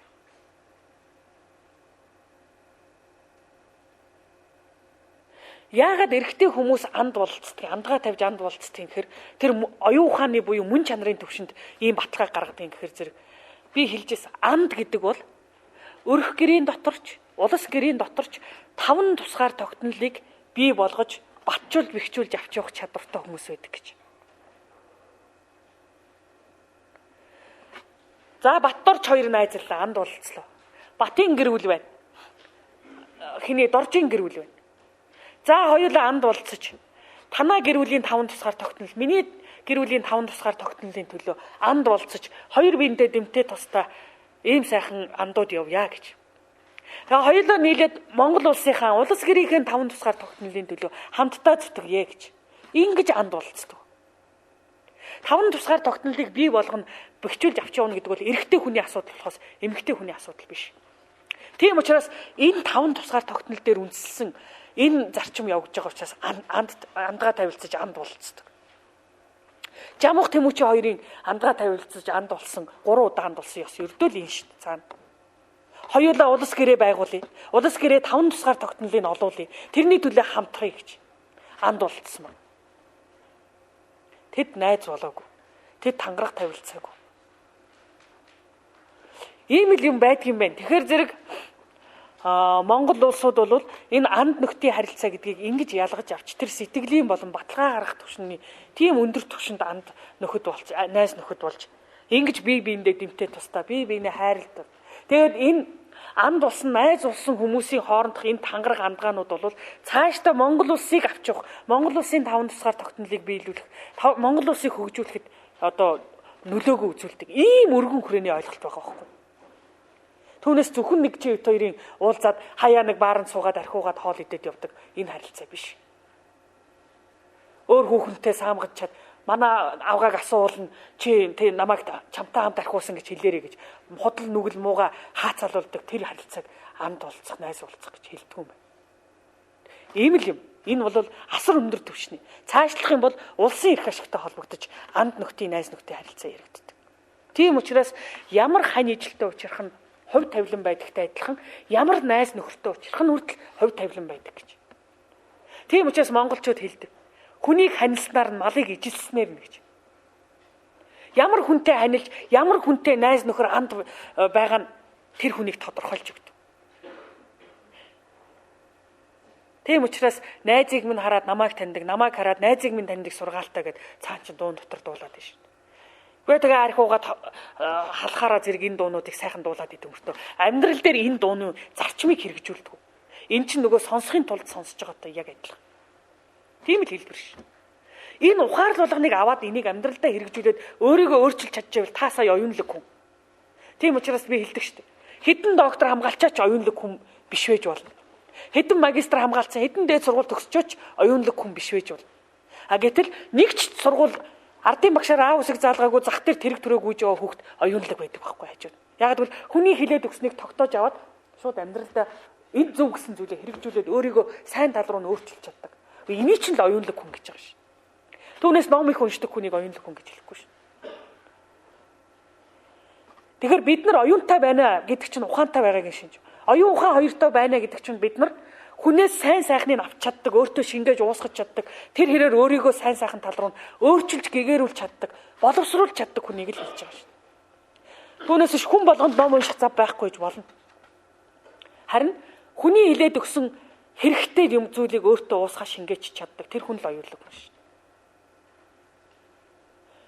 Түүнээс хэдэн доктор хамгаалснараа, хэдэн дээд сургууль төгснөөрөө, хэдэн олон 10 ном бичснээр оюунлаг хүн байт юм биш. Хүний ухаан чанар, хүний оюунлаг чанар энд л оршдог. Энэ дээр л хүний утга учир тайлагддаг байхгүй. Тэгэхээр амт нөхдийн найз нөхдөд харилцаа гэдэг бол монголчуудын хувьд ийм улс орны эрх ашигтай холбогддог цаанаа очиж ийм өндөр түвшний ойлголт байдаг. Түүнээс та бит хоёрын хоорондох асуудал биш. За дараа нь айл хөршийн харилцаа гэж. Айл хөршийн харилцаа. За айл хөршийн харилцаан дээр монголчууд айл хөршийн харилцааг хот айл гэдэг системээр хэрэгжүүлж ирсэн. Хот айл гэдэг системээр. Одоогоор ярих юм бол манай нэг орцонд байгаа, нэг давхарт байгаа 3 4 айлыг хот айл гэж хэлж болно. Хөдөө малчин айлд буухаар зэрэг хот айл гэдэг нэг 3 4 гэрээрээ байж байгаа айлыг хэлдэг шин. Тэгвэл нэг орцон дотор нэг давхарт байгаа зэрэгцээд оршиж байгаа 4 хаалга, 3 хаалганы айлуудыг хот айл гэж хэлж болох юм байна. Монголчууд хотыг ийм баг системээр байгуулж ирсэн. Хүн их олноороо төвлөрсөн газар энэ гахаан ханиад үүсдэг. Энэ халдвар төвчнүүд үүсдэг. Энэ болохгүй утаа уняар хог новш энэ муухай болгон үүсдэг. Ганц хүн байгаа газар биш. Амтэн нэг дор олноороо цуглаад хоримтлагдаад ирэхээр тэр гахаан ханиад чинь энэ шууны ханиад чинь үүсэж эхэлж шин. Тэгээ нэг дор ингээд бөөнөрөө төвлөрсөн газар халдвар төвчин халдахтай амархан, муу юм түгэхтэй амархан. Салгуу хол ингээд тарцсан байгаа тохиолдолд бол адаглаад ханиадны вирус хүрэх нь бага. Яагаад ингэдгийг гэхээр нэг амтэн ч хүн ч нэг дор олноороо бөөгнөрөхөр ийм муу юм үүсдэг гэхээр хүн амтны амьдралаас дандаа сөрөг энерги, муу энерги ялгардаг. Тэнд хог новш ялгадс амьдралын хэрэггүй ялгадс илүүдл зүйлсүүд их ялгардаг. Тэр нэг дор хоримтлагдаад ирэхээр энэ газар дэлхий бохирддог, энэ агаар ус бохирддог, энэ дэлхий бохирддог, энэ хөрс бохирддог. Тэндээс энэ муу буухай болгон үүсдэг. Тийм учраас энийг мэддэг байсан учраас монголчууд хот гэж энэ хэдэн сая хүн амтай ийм заван одоо болохгүй бүхний үүр уурхайг үүсгэж байгаагүй. Хот үүсэхдээ 3-4 айлаар л үүсгэж байна. Энэ тохиолдолд 3-4 айл хамгийн ихтэй 20 хүн ам. Хамгийн ихтэй. Энэ тохиолдолд хөрс бохирдоод сүйд болтгоо. Ус бохирдоод сүйд болтгоо. Агаар бохирдоод сүйд болтгоо. Өвчин үүсгэх ням вирус үүсээд идэггүй. Нөгөө төгөр монголчууд гарсан амьдралынхаа илүүдл хог новш ялгацсыг бол болчдөг байсан. Байгалийн өөрийнх нь агаар ус бүх юмны хөрсний эргэлт нь өөрөө энийг цэвэрлээ явчихдаг байсан. Жишээ нь урсгал усанд муу юм хийгээд бол урсгал ус байн хөдөлгөөнтэй тэрийгэ цэвэрлж идэг учраас тэр нэг айхтар өвчг үүсгээд янз бүр болоод байдаг. Тогтмол усанд хүн очиод хуцаа угаачих юм бол тэр ус бохирдол ус бохирдсан хэрээр нөгөө айхтар ням вирусүүд чинь үржээл ингээл тэнд өвчин түгээл явчихна. Тэрнтэй адилхан хүний амьдрал яг энэ урсгал ус шиг хөдлөж нүүж явах юм бол газар дэлхий хөрс агаар усч бохирддгүү, хүний амьдралч бохирддгүү, эндээс муу ням вирус ч үржидгүү, ингээд амьдрал хэвийн цэвэр явдаг. Тийм учраас намаржаанд 3 сар болоод хүний хөлөөр хөрс жаахан одоо үргдээд хөрс эвдрээд улаан зулаг гараад эхлэх үед өвлжөнд буучдаг. Бүтэн жил болчоод бүтэн жил тойроод дараа жил намарчаанд ирэхэд нөгөө хөрсний эвдрэл юу ч их сайхан идэгцэн өв сургамж нь ургачихсан. Нөгөө уус агаар нь цэвэршчихсэн. Дахиад өвлжөнд буулаа шинэ газар буулаа. Жилийн дараа ирж бууж байгаа шүү дээ. Ирлээ. Нодлон өвөл байхад хөлний хөлөөр, малын хөлөөр үүссэн тэр хөрсний эвдрэл бохирол бүх юм цэвэршчихсэн. Төлжчихсэн байж байгаа. Ингээд их дэлхийгээ сайхан авч явж ирсэн. Өөрсдийгөө сайхан авч явж ирсэн. Хаана бөөгнөрл байна? Тэнд л муу мухай юм өөрлөдөг. Тийм учраас хот газар дандаа энэ амьдралын болохгүй асуудлууд бүгд үүсэж байна. Тийм учраас монголчууд нүүдлийн соёл иргэншлэр байгальтайгаа ойрхон мөртөө байглаас үүдэхгүйгээр амьдрах ухааныг л олж чадсан байхгүй. Тэгээ хамгийн цэвэр, хамгийн ариун амьдрах ухааныг олж чадсан.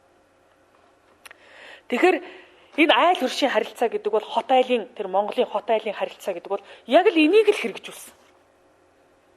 Энийг л хэрэгжүүлсэн. Тэгээ 3-4 айл иххэд нэг айлд нь хүн хүч хэрэгтэй болно, том ажил болно, хадлан авах болно, мал төлөх болно. Тэгэхэд тэр 3-4 айл хамсраад эдэн гэрийн ажлыг хамтдаа хийждэг. Хүчээ хамсарчдаг, хөдөлмөрөө хамсарчдаг. Байгалийн элдв гамшигыг хамтдаа туулаад гарчдаг. Одоо талын нэг очиж суугаад яах вэ? Тэгэл цасан шуурган нөгөө угтаж мэдээд тосож бэлдээд тэсэж үлдэх ухаан байхгүй учраас цасан шуурганд хэдэн малаа тавиад өгчтэй. Өөрөөсөө гараад яваа телевиз сони бүх юмар 10 хэд хоног 20 хоногийн өмнөөс за тэдий тим цасан шуурга болох нь тэгж гэнэ гэд хилээд ахтал очоод хамаг малаа яриулаад өөрөөсөө яриад дуусчих. Нөгөө угтаж мэдээд тосож бэлдээд тэсэж үлдэх өвгдөө ухаан хаана байна байхгүй. Тэгвэл энэ хот айлын буюу энэ айл хөршийн харилцаа гэдэг чинь монголчуудын хөдөлмөрөө хоршиж исэн хүчээ хоршиж исэн. Энэ амьдрахуугаа хоршиж исэн арга. Бид нар өнөөдөр хүн төрлөختөө амьдрахуугаа хоршиж байна гэхэд энэ олон сая хүн амтай хотуудыг үүсгэхэд энэ хот нь бол заваарч дуусч байна. Энэ хөрс эвдэрч байна, агаар эвдэрч байна, ус эвдэрч байна. Одоо нарны цацраг хүртэл эвдэрч байна. Ягаад гэхээр озооны давхаргаар шүүлтгүү орж ирж байна. Бага хүн нэвдэрч байна, ёс суртахуун нэвдэрч байна, оюун ухаан нэвдэрч байна, шашин шүтлэг нэвдэрч байна. Секси харилцаа нэвдэрч байна, гэр бүлийн харилцаа нэвдэрч байна. Хайр сэтгэл нэвдэрч байна. Хүн төрлөختөнд үлдэж байгаа юм алга байна шүү дээ өнөөдөр. Бүх юм нэвдэрсэн.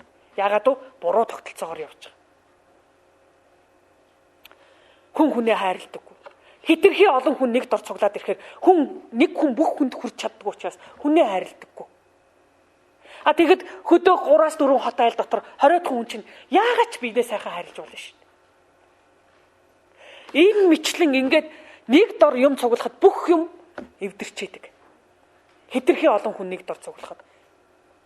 Энийг л тэгэл үйлдвэр нэг дор цугласнаас болоод энэ байгаль экологч өнөөдөр сүрч. Мөнгө нэг дор цугласнаас болоод энэ санхүү мөнгөний эдийн засгийн асуудал чи эвдэрчиж байна. Америкийн нэгдсэн улс Афганистаны дайнд цагт 15 сая доллар, 8 сая доллар, Иракийн дайнд цагт 15 сая доллар зархад мөнгө санхүү нь зарснаасаа олсон багтаад ирж шээ. Олсноосоо зарсан ихсээд ирэхээр зэрэг мөнгөний нөөцх болоод санхүүгийн хямралд орж. Санхүүгийн хямрал нь эдийн засгийн хямралыг үүсгээд тэгээ Америкт үүссэн тэр санхүүгийн хямрал чинь дэлхийг хямраачих гэж байгаа юм. Утгагүй юмд мөнгө зарна гэдэг ийм л үү. Хитрхи хүний байгаль эколог юмд шунна гэдэг ийм л үү. Яагаад Америкийн нэгдсэн улс Ирак руу нэгдсэн үндэсний байгууллагын шийдвэрийг зөрчил байж таа хийсний учрыг би та нарт тайлбарлаж байна. Тэгэхээр энэ ийм л юм байдаг. Тэгэхээр Ерөөсөө суурин соёл иргэншил гэдэг бол өөрөө буруу тогтолцоо. Өнөөдөр хуулийн салбарын юу гэдгүү? Хуулийг судалчаад ерөөсөө энэ хууль тогтолцоондоо байна. Тогтолцоог л өөрчлөхгүй болохгүй. Эдийн засгийн салбарын эдийн засгийг судалчаад ерөөсөө эдийн засгтаа л байна. Тогтолцоондоо байна. Энийг тогтолцоог нь өөрчлөхгүй болох. Боловсролынхын судалчаад ерөөсөө тогтолцоондоо байна. Энэ мэтлэн бүх юм тогтолцоондоо байна гэдэг хариу гардаг. Энэ юу хэлж байгаа гэхээр бүх юм тогтолцоонд болохгүй байна гэдэг чинь энэ соёл иргэншил чинь өөрөө болохгүй гэсэн үг. Тэгэхээр энэ соёл иргэншлийг бид нар өөрчлөх цаг болсон. Тэр өвгдийн ухаантай тэр нүүдлийн соёлоор өөрчлөх цаг болсон. Гэхдээ нүүдлийн соёл хэрэгжүүлнэхээр ухар мөчөд хүмүүс юу гэдэг вэ гэхээр бид нар одоо 13 дугаар зуун шиг хөдөө гараад морь унаад гэрт амьдраад мал маллах юм уу гэж. Биш ээ. Харин ч интернет утас холбоо ийм хүчтэй хөгжсөн үед бол бид нар нүүдлийн соёл иргэншлийг орчин үеийнхэн нөхцөл тааруулаад хамгийн сайхнаар байгуулах боломжтой. Тэр хуулийг бид нар бодож олох амархан биш. Тэрийг бодж олж чадахгүй. Тэгэл бүх юмыг өнөөгийн байгаагаар сэтгэжэл эннээс өөрөөр амьдрна гэвэл амьдрал биш юм шиг ойлгоо. Намайг сая тэр гадагшаа явж хахад Монголоос мэдээ очсон. Дуучин жавхлан телевизээр ороод ярилцлаганд ороод би одоо Монгол гэрт барьж амьдрах гэж байна гэж ярьсан байна. Тэгээд нэвтрүүлэг дээр сурвалжлагч асууж ярилцж ирсэн. Чи морийг машинаар GP мориор сольж чадах уу гэж. Би яг одоохондоо чадахгүй 8 жилийн дараа бол би чадна гэж хэлсэн. Тэр хүн бол энэ Монгол энэ зөв оршихуйг ухаарчихсан. Тийм учраас энэ одоогийн энэ 90 цагийн энэ болохгүй бүхнээс тэр хүн татгалзаж. Яг энэ шиг монголчууд ингэж гэгэрх хэвээр. Яг энэ шиг монголчууд ингэж ухаарах хэвээр. Энэ ихтлгийдээ энэ соёл иргэншилтэд энэ бусад хүмүүст хүн төрөлхтөнд хүмүүсийн эрүүл мэндэд хүмүүсийн оюун санаанд ёс суртахуунд зөвөр нөлөөлөх тэр тогтолцоог бид нар бий болох хэрэгтэй болж байна. Тэгээ аянда 50 цуврал лекцийн дараа энэ бол бүрэн утгаараа та нарт ойлгогдно. За ингээд айл хөршийн харилцаа ярихт нийгмийн соёл иргэншлийн харилцаар ороод ирж байгаа. Тэгэхээр монголчууд энэ бүх нийгэмд байгаа өнөөдрийн бидний нийгэмд байгаа хамгийн болохгүй бүхэн бухшчихсан энэ тогтолцоог зүгээр хот айлын системээр шийдэж чадчихсан. Эндээ л агуу байгаа. Тэгтэл өнөөдөр бид нар чинь нэг давхарт 3 чайл байна уу 4 чайл байна уу? Хэдэн 10 жил болчиход бинээ танихгүй. Хажуу өрөөнд нь юу болж байгааг мэдэхгүй. Юу тэр хайрлах. Бараг тэр хажууд нь хоёр нөхөр зодтолж ивэл цагдаа дуудаад өгөхөөс өмнө яаж гинөө? Яшиг чимээгүй өнгөрөө. Ингээд нөгөө хуваа хичээх чанар нь юу нөгөө бусдыг хайрлах, бусдын төлөө өөрийгөө зориулах. Нөгөө биеийг олж хараад бусдыг биеийн нүдээр харах байхгүй. Бүхнийг амиа хуваа хичээсэн би болж ивэл болоо гэдэг энэ сэтгэхгүйгээр хандаж хийж байгаа. Энэ нь бол бидний буруу гэхээс илүү энэ соёл иргэншлийн буруу. Энэ өнөөдрийн хөгжиж байгаа зэрлэг капитализмын буруу болчихж байна. За дараа нь байгаль эхлэлгээтэйгээ харилцах харилцаа. Байгаль эхлэлгээтэйгээ харилцах харилцаа гэдгийг би сая ерөнхийд нь ярьчлаа. Энэ их дэлхий бол бид нарыг өөр дөрөө тээж төрүүлж амьдруулж байгаа. Ийм газар болохоос ш бидний устгаж өгөө орох зүйл биш. Өнөөдөр хүмүүс юу гэж бодож байгаа нөхөр их дэлхийдээ өгөх ёстой гэдгээ ойлгохгүй, их дэлхийгээ ивэж тэтгэх ёстой гэдгээ ойлгохгүй, их дэлхийгээ хайрлж хамгаалах ёстой гэдгээ ойлгохгүй, харин яаж гинөө? Их дэлхийгээс аваалаа игээл аваад авах. Авсараагаад өнөөдөр хүн төрлөختөд авсараагаад энэ их дэлхийн хөвлөд байгаа элэг уушиг бөөр зүрх бүх идэрхтнийг ухаад гаргаж чадсан. Энэ их дэлхий чинь зүгээр л нэг арга ясан дээр тогсон арьс үлдчихэд байна шүү дээ. Дотор нь юу ч байхгүй. Энэ дэлхий гэдэг чинь амьтаа. Би хэлжсэн. Дэлхий гэдэг чинь 4 жилд нэг удаа амьсгал авч 4 жилд нэг удаа тохиолдог 2 сарын 29-ний өдөр ганцхан өдөр амьсгалаа гаргадаг. Ийм амьд амьтан. Дэлхийн хөрс гэдэг чинь бидний арьс. Тийм учраас монголчууд дэлхийнхээ хөрсийг буюу арьсыг хуулж газар тариалан эрхэлж байгаагүй.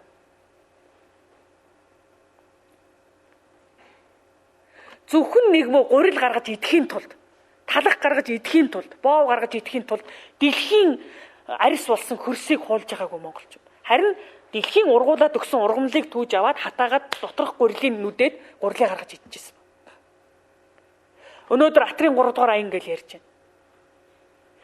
Зүгээр мах гурил талах гаргаж идж байгаа утгаараа биднэрт ашигтай юм шиг харагдаж байгаа. Сайхан зүйл шиг харагдаж байгаа. Хүн болгон баярлал. Атрын 3 дугаар аян хэрэгжээл. Бид нар гой ногоогоороо өөрийгөө хангаж байна. Талах будаагаараа хангаж эхэлж байна гэдэг. Бишээ. Цаана нэг алхам илүү ухаарад харах юм бол бид дэлхийгээс үүдгэж байгаа. Дэлхийгээс үүдгчээ дараа нь бид нар хаанаас талах болж идэх юм? Хаанаас гурил олж идэх юм? За энэ алт мөнгө. Алт гэдэг чинь би хэлдэг. Алт гэдэг чинь дэлхий өөрөө бүхэл бүтэн амьд амьтан болохын хувьд амьсгалах ёстой.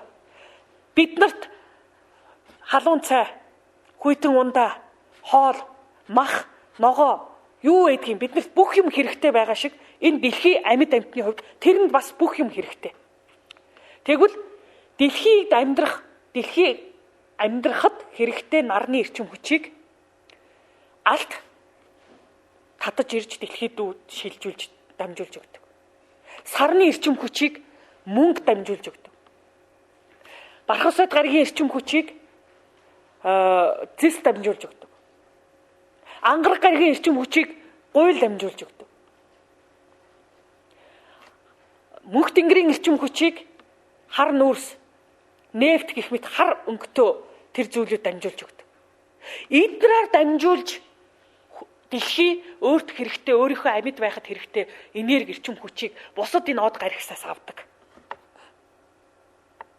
За хөнгөн цагаан, кальц, фосфор гэж одоо дэлхийн бүтцэд байгаа. Тэд нар чинь бүгд энэ бидний нэрлж мэдэхгүй однуудаас ирж байгаа эрчим хүчийг энэ дэлхий рүү дамжуулж өгдөг. Гэтэл яасан? Дэлхийгээ бодохгүй бид нар дэлхийг амьгүй зүйл гэж үзэж байгаа байхгүй. Тэгээд дэлхийн арьсын ч нэг хүү татаж нэг мө гурил гаргаж идэхийн тулд арьсын ч нэг хүү татаж аваад доторх хөвлийг нь задлж байгаа доторх тэр бэлэг бөөр зүрх уушиг юу гэдгийг судас шөрмөс бүгдийг авчих шин. Тэгээ энэ дэлхий чинь зүгээр арагасан дээр тогсон арьс үлдсэн одоо. Тэгээ энэ дэлхий чинь амьдрч чадахгүй болчиход байна. Амьдрч чадахгүй амин тэмцээд амьсгалаа хураах гээд амин тэмцгээрээ зэрэг эн чинь энэ олон байгалийн элдв үзэгдлүүд явагдаж байна. Таныг ч гэсэн элэг бөөрийг чинь ухаад огчоод бүгдийг нь аваад ирвэл та амьсгалаа сүүлчийнхээ амьсгалыг хураахгүй тулд амь тэмцгийнхээ эрэхэнд та тийчлэн. Янз бүр болно, яраглан, орилн, хашгирна. Тэгвэл энэ газар хөдлөлт, энэ галтуулын дэлбэрэлт, энэ үер ус, энэ ганзууд, энэ далайн шур эдгээр чинь дандаа дэлхийн амиа тавихын өмнө амь тэмцэгтэй хийж байгаа үйлдэлүүд шин. Бид нар дэлхийгээ арчлаа, дэлхийгээ тэтгээд, дэлхийгээ сайхан байлгаад, дэлхий дээр удаан хугацаагаар амьдрах биш. Харин дэлхийгээ сүйтгэж хаяад идэхийн тулд, өмсөхийн тулд нэг мө арчаагүй хэрэгцээний төлөө дэлхийгээ бүх юмыг ухаж хаяад, дэлхийгээ алчаад сууж байгаа байхгүй. Одоо дэлхийд амьсгалаа, сүүлчийнхээ амьсгалыг тавих гээд амин тэмцэж байна. Тийм учраас энэ олон байгалийн гамшигт үзэгдлүүд явагдаж байна. Тийм учраас дэлхий өнөөдөр амьд амьтан учраас ухаантай. Өөрийн зовоосон амьтдыг буцаагаад хариугаа авч байна. Монголчууд хэлдэг дэлхий бол амьд амьтан. Дэлхий ухаантай. Байгаль ухаантай. Байгаль эргээд өөрийн сүтгсэн үнээс заавал хариугаа авдаг гэж. Тэгвэл өнөөдрийн энэ айхтар байгалийн гамшигт үзэгдлүүд тэр Америкт, тэр Европод, энэ зүүн өмнөд Азийн орнууд айлын дэлхийг их сүтгсэн газруудад бий болж шít. Нүглийн дотроос хамгийн дээд нүгэл бол байгаль ихтлэхийн эсрэг хийсэн нүгэл гэж. Та бид нар зүгээр жуулчин шít. Та бидний жинхэнэ гэр орон бол далд ертөнц. Далд ертөнцөөс 70 жилийн, 60 жилийн, 50 жилийн, 80 жилийн хугацаатаагаар бид нар энэ дэлхий дээр ирж жуулчлаад буцаж байгаа. Тэгээд жуулчлаад буцаж иж бид нар энэ дэлхийг өмчилж авна. Газрыг нь хувьчилж авна. Хамаг энэ дэлхийн хөвлөд доторх эд эрхтнийг ухаж авна. Бид ингэж болохгүй шүү дээ. Өнөөдөр Германаас ирсэн жуулчин ирчээд Монголын хамаг юмыг ухаж аваад эзэмшээд газрын эзэмшээд яваад байвал бид нар дуртай байхгүй шүү дээ. Тэгвэл тэр байтугай явцсан байна шүү дээ. Одоо энэ лиценз эзэмших нэрээр Монголын энэ хамаг бүх юмыг хүмүүс гадныхан эзэмшээд авцсан л байна шүү дээ. Тэгвэл манай өвөг дээдсийн ухаан дотор юу гэж хэлж яах вэ гэхээр хүн өөрийнхөө тарих гар хоёроор бүтээсэн зүйлийг л хувьчилж өмчлөх хэрэгтэй гэж. Тэгвэл дэлхийг бид нар тарих гар хоёроор бүтээгээгүй шүү дээ. Энэ бидний бүтээсэн зүйл биш шүү дээ. Энийг бид нар өмчлөх хэрэг байхгүй. Тийм учраас Чингис хаан газар нутаг хизээч хэний ч өмч биш. Энэ бүх ард түмний улсын өмч гэж хэлж байна. Тэгэхээр энэ суурин соёл хэрэгжилч өөрөө бас л буруу явж байгаа байхгүй юу? Газрыг чинь аваачаал жижигээр нь хуваагаад хүмүүст өгчин. Тэгээ нөгөө хүн чинь өөр газар эзэмших хэрэг байхгүй. Энийг алга дарам оногдсон газар дээр жоохон ногоо тарьж, жоохон жимс тарьж, тэрийг мөнгө болгож ходоодоо борлуулахын төлөө. Ходоодыг борлуулах олон арга байна шүү. Хамгийн бага мөнгө зараад хамгийн эрүүл хүнсээр ходоодыг борлуулах аргыг манай өвөг дээдс шийдэж өгсөн. Тэр нь юу гэхээр байгаль өөрөө 3 төрлийн хүнс бүтээдэг. Мах, өв сургамал, сүү гэж. Тэгвэл уулнаас сайхан жимсээ түгээд итчих. Уулнаас ургамлаа түүж авчираад ургамлынхаа голд байгаа тэр гурилыг нүдэд гаргаад аваад итчих. Мал гэж байгалийн амьтан байна. Малыг нь байгалийнхын бэлэн хөрсөн дээр тэжээгээд тэрний махыг аваад итчих. Тэрний сүүг аваад итчих. Тэгэл чи болно. Энэ агуу ухаан биш. Тэгтэл одоо яасан? Үйлдвэрийн аргаар хийсэн Өчнөө химийн бодисоор зураад нийлүүлээд олон химийн бодис нийлүүлж байгаа хийцэн нийлэг хүнсүүд идэл хордож өгөөл. Химийн бодисоор бордсон янз бүрийн газар тарьсан, янз бүрийн муухай шээс баста ямар ч орчинд, ямар ч энергитэй орчинд тарьсан. Тийм ургамал жимс, ургамал тармилыг жимс гэдэг нэрийн дор идэл хордож өгөөл. Зохиомл юм болгон худлаа. Тэгвэл байгаль өөрөө ийм гурван хүнсийг хүнд бэлдэж өгдөг юм аа. Тэрийг л та нар ид.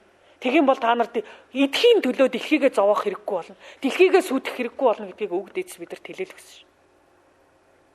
Бид нар гэгэрхийн тулд, боловсрохын тулд, ухаантай болохын тулд, сэтгэхүйгээ задлахын тулд бид нар энэ дэлхийгээ ухаагүй шүү дээ. Зөвхөн энэ муу хар бор одоодоо тижих гэчил энэ дэлхийг ухаж сүйтгэд дуусч байгаа байхгүй. Тэгээ эцэст нь өнөөдөр усгүй болчихсон. Дэлхийд даяар хөрсний дээр доорох ус энэний нөөц багцсан. Одоо 10 жилийн усны нөөц байна уугүй асуудал яригдчих. Усгүй болчоод бид нар яагаад джип машин давхад яах юм? Усгүй болчоод бид нар ганган хуцамсаад яах юм? Усгүй болчоод бид нар олон давхар байшинд амьдраад яах юм бэ? Тэгвэл Монгол гэрт амьдраач гэсэн ус нь байж ах хэрэгтэй. Монгол гэрт амьдраач гэсэн сайхан агаар нь байх хэрэгтэй. Нар нь байх хэрэгтэй. Цацраг нь байх хэрэгтэй. Тэгээ нөгөө би 90 цагаан нийгмийг танилцуулахад монголчуудын хүнс гэдгийг 5 зүйл байсан та нар санаж байгаа. Агаар, ус, сүү, ургамал тармил. 5 зүйл байсан. Монгол хүн өглөө босоод яах вэ? Өглөө босоод нэг аяг цай уун, 2 аяг цай уун, сүүтэй хярмаа уун, цайгаа уун. Нэг малаасаа гарч ирсэн өрөм, зуны цагт бол нойтон өрөм. Боорцог. Эсвэл ааруулаараа өрөвдөөс нэг 2 хатгаж идчихэд тэгээ гараа авчих. Өдөржин малын бэлчээрт. Юугаар хооллох юм? Агаараараа хоол. Усаараа хоол. Тэгээд оройн нэрээд тэгээд аргаа уун, таргаа уун. Дандаа эн чинь ерөөсөө илүү тэгэхэд өнөөдөр бид нар талах хийх гэж, нэг уут чихэр хийх гэж, нэг ганц хайрцаг печен хийх гэж. Гэхдээ тэр үйлдвэрийг ямар их мөнгөөр босгож байна. Тэр байшин сав, тэр тоног төхөөрөмж, тэр түүхийд, тэр ажиллах хүч. Ямар их зардал гаргаж тэр мө печенийг гаргаж идэж байна. Тэгэхээр энэ хүн төрлөختөн бол асар үрэлгэн системээр амьдарч байгааг хэлж өгч байгаа. Асар үрэлгэн. Маш их зардал хайжээж, маш их байгалийн эсрэг хохирол учруулж ээж, хүний эсрэг хохирол учруулж ээж, сая нэг ганц бичэн гаргаж байна. Шал утгагүй тогтолцоо хийж байгаа байхгүй юу?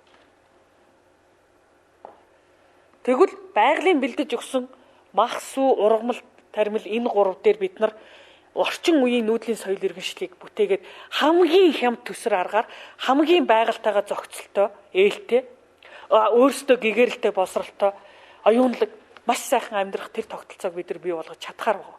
Яагаад гэвэл 13 дугаар зуун тэрнээс өмнөх үетэй харьцуулахад энэ дэлхийд дээр чинь холбоо харилцаа дэндүү сайн хөгжсөн байна. Жинхэнэ одоо нүүдлийн соёл иргэншлийг байгуулах нөхцөл нь бүрдсэн байна техник талаас, холбоо харилцаа талаас. Хамгийн сайн нүүдлийн соёл иргэншлийг байгуулах боломж нь байж байна.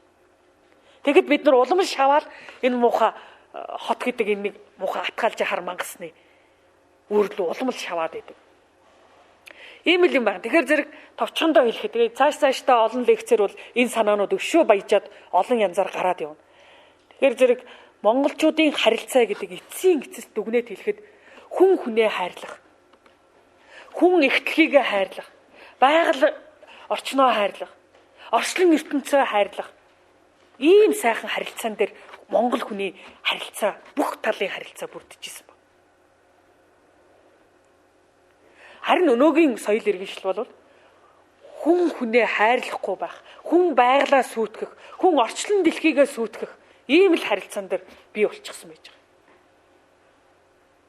Хамгийн хүнлэг инэрэнгүй харилцаа гэвэл монгол харилцаа байсан.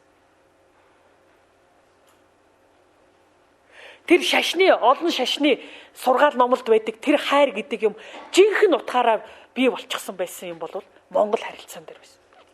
Хүн ихтлгийгээ хайрлана, хүн байгаль усаа хайрлана, хүн агаар орчноо хайрлана, хүн мал ургамлаа, амтан ургамлаа хайрлана, хүн хүнээ хайрлана, хүн амьдралаа хайрлана, хүн өөрийгөө хайрлана.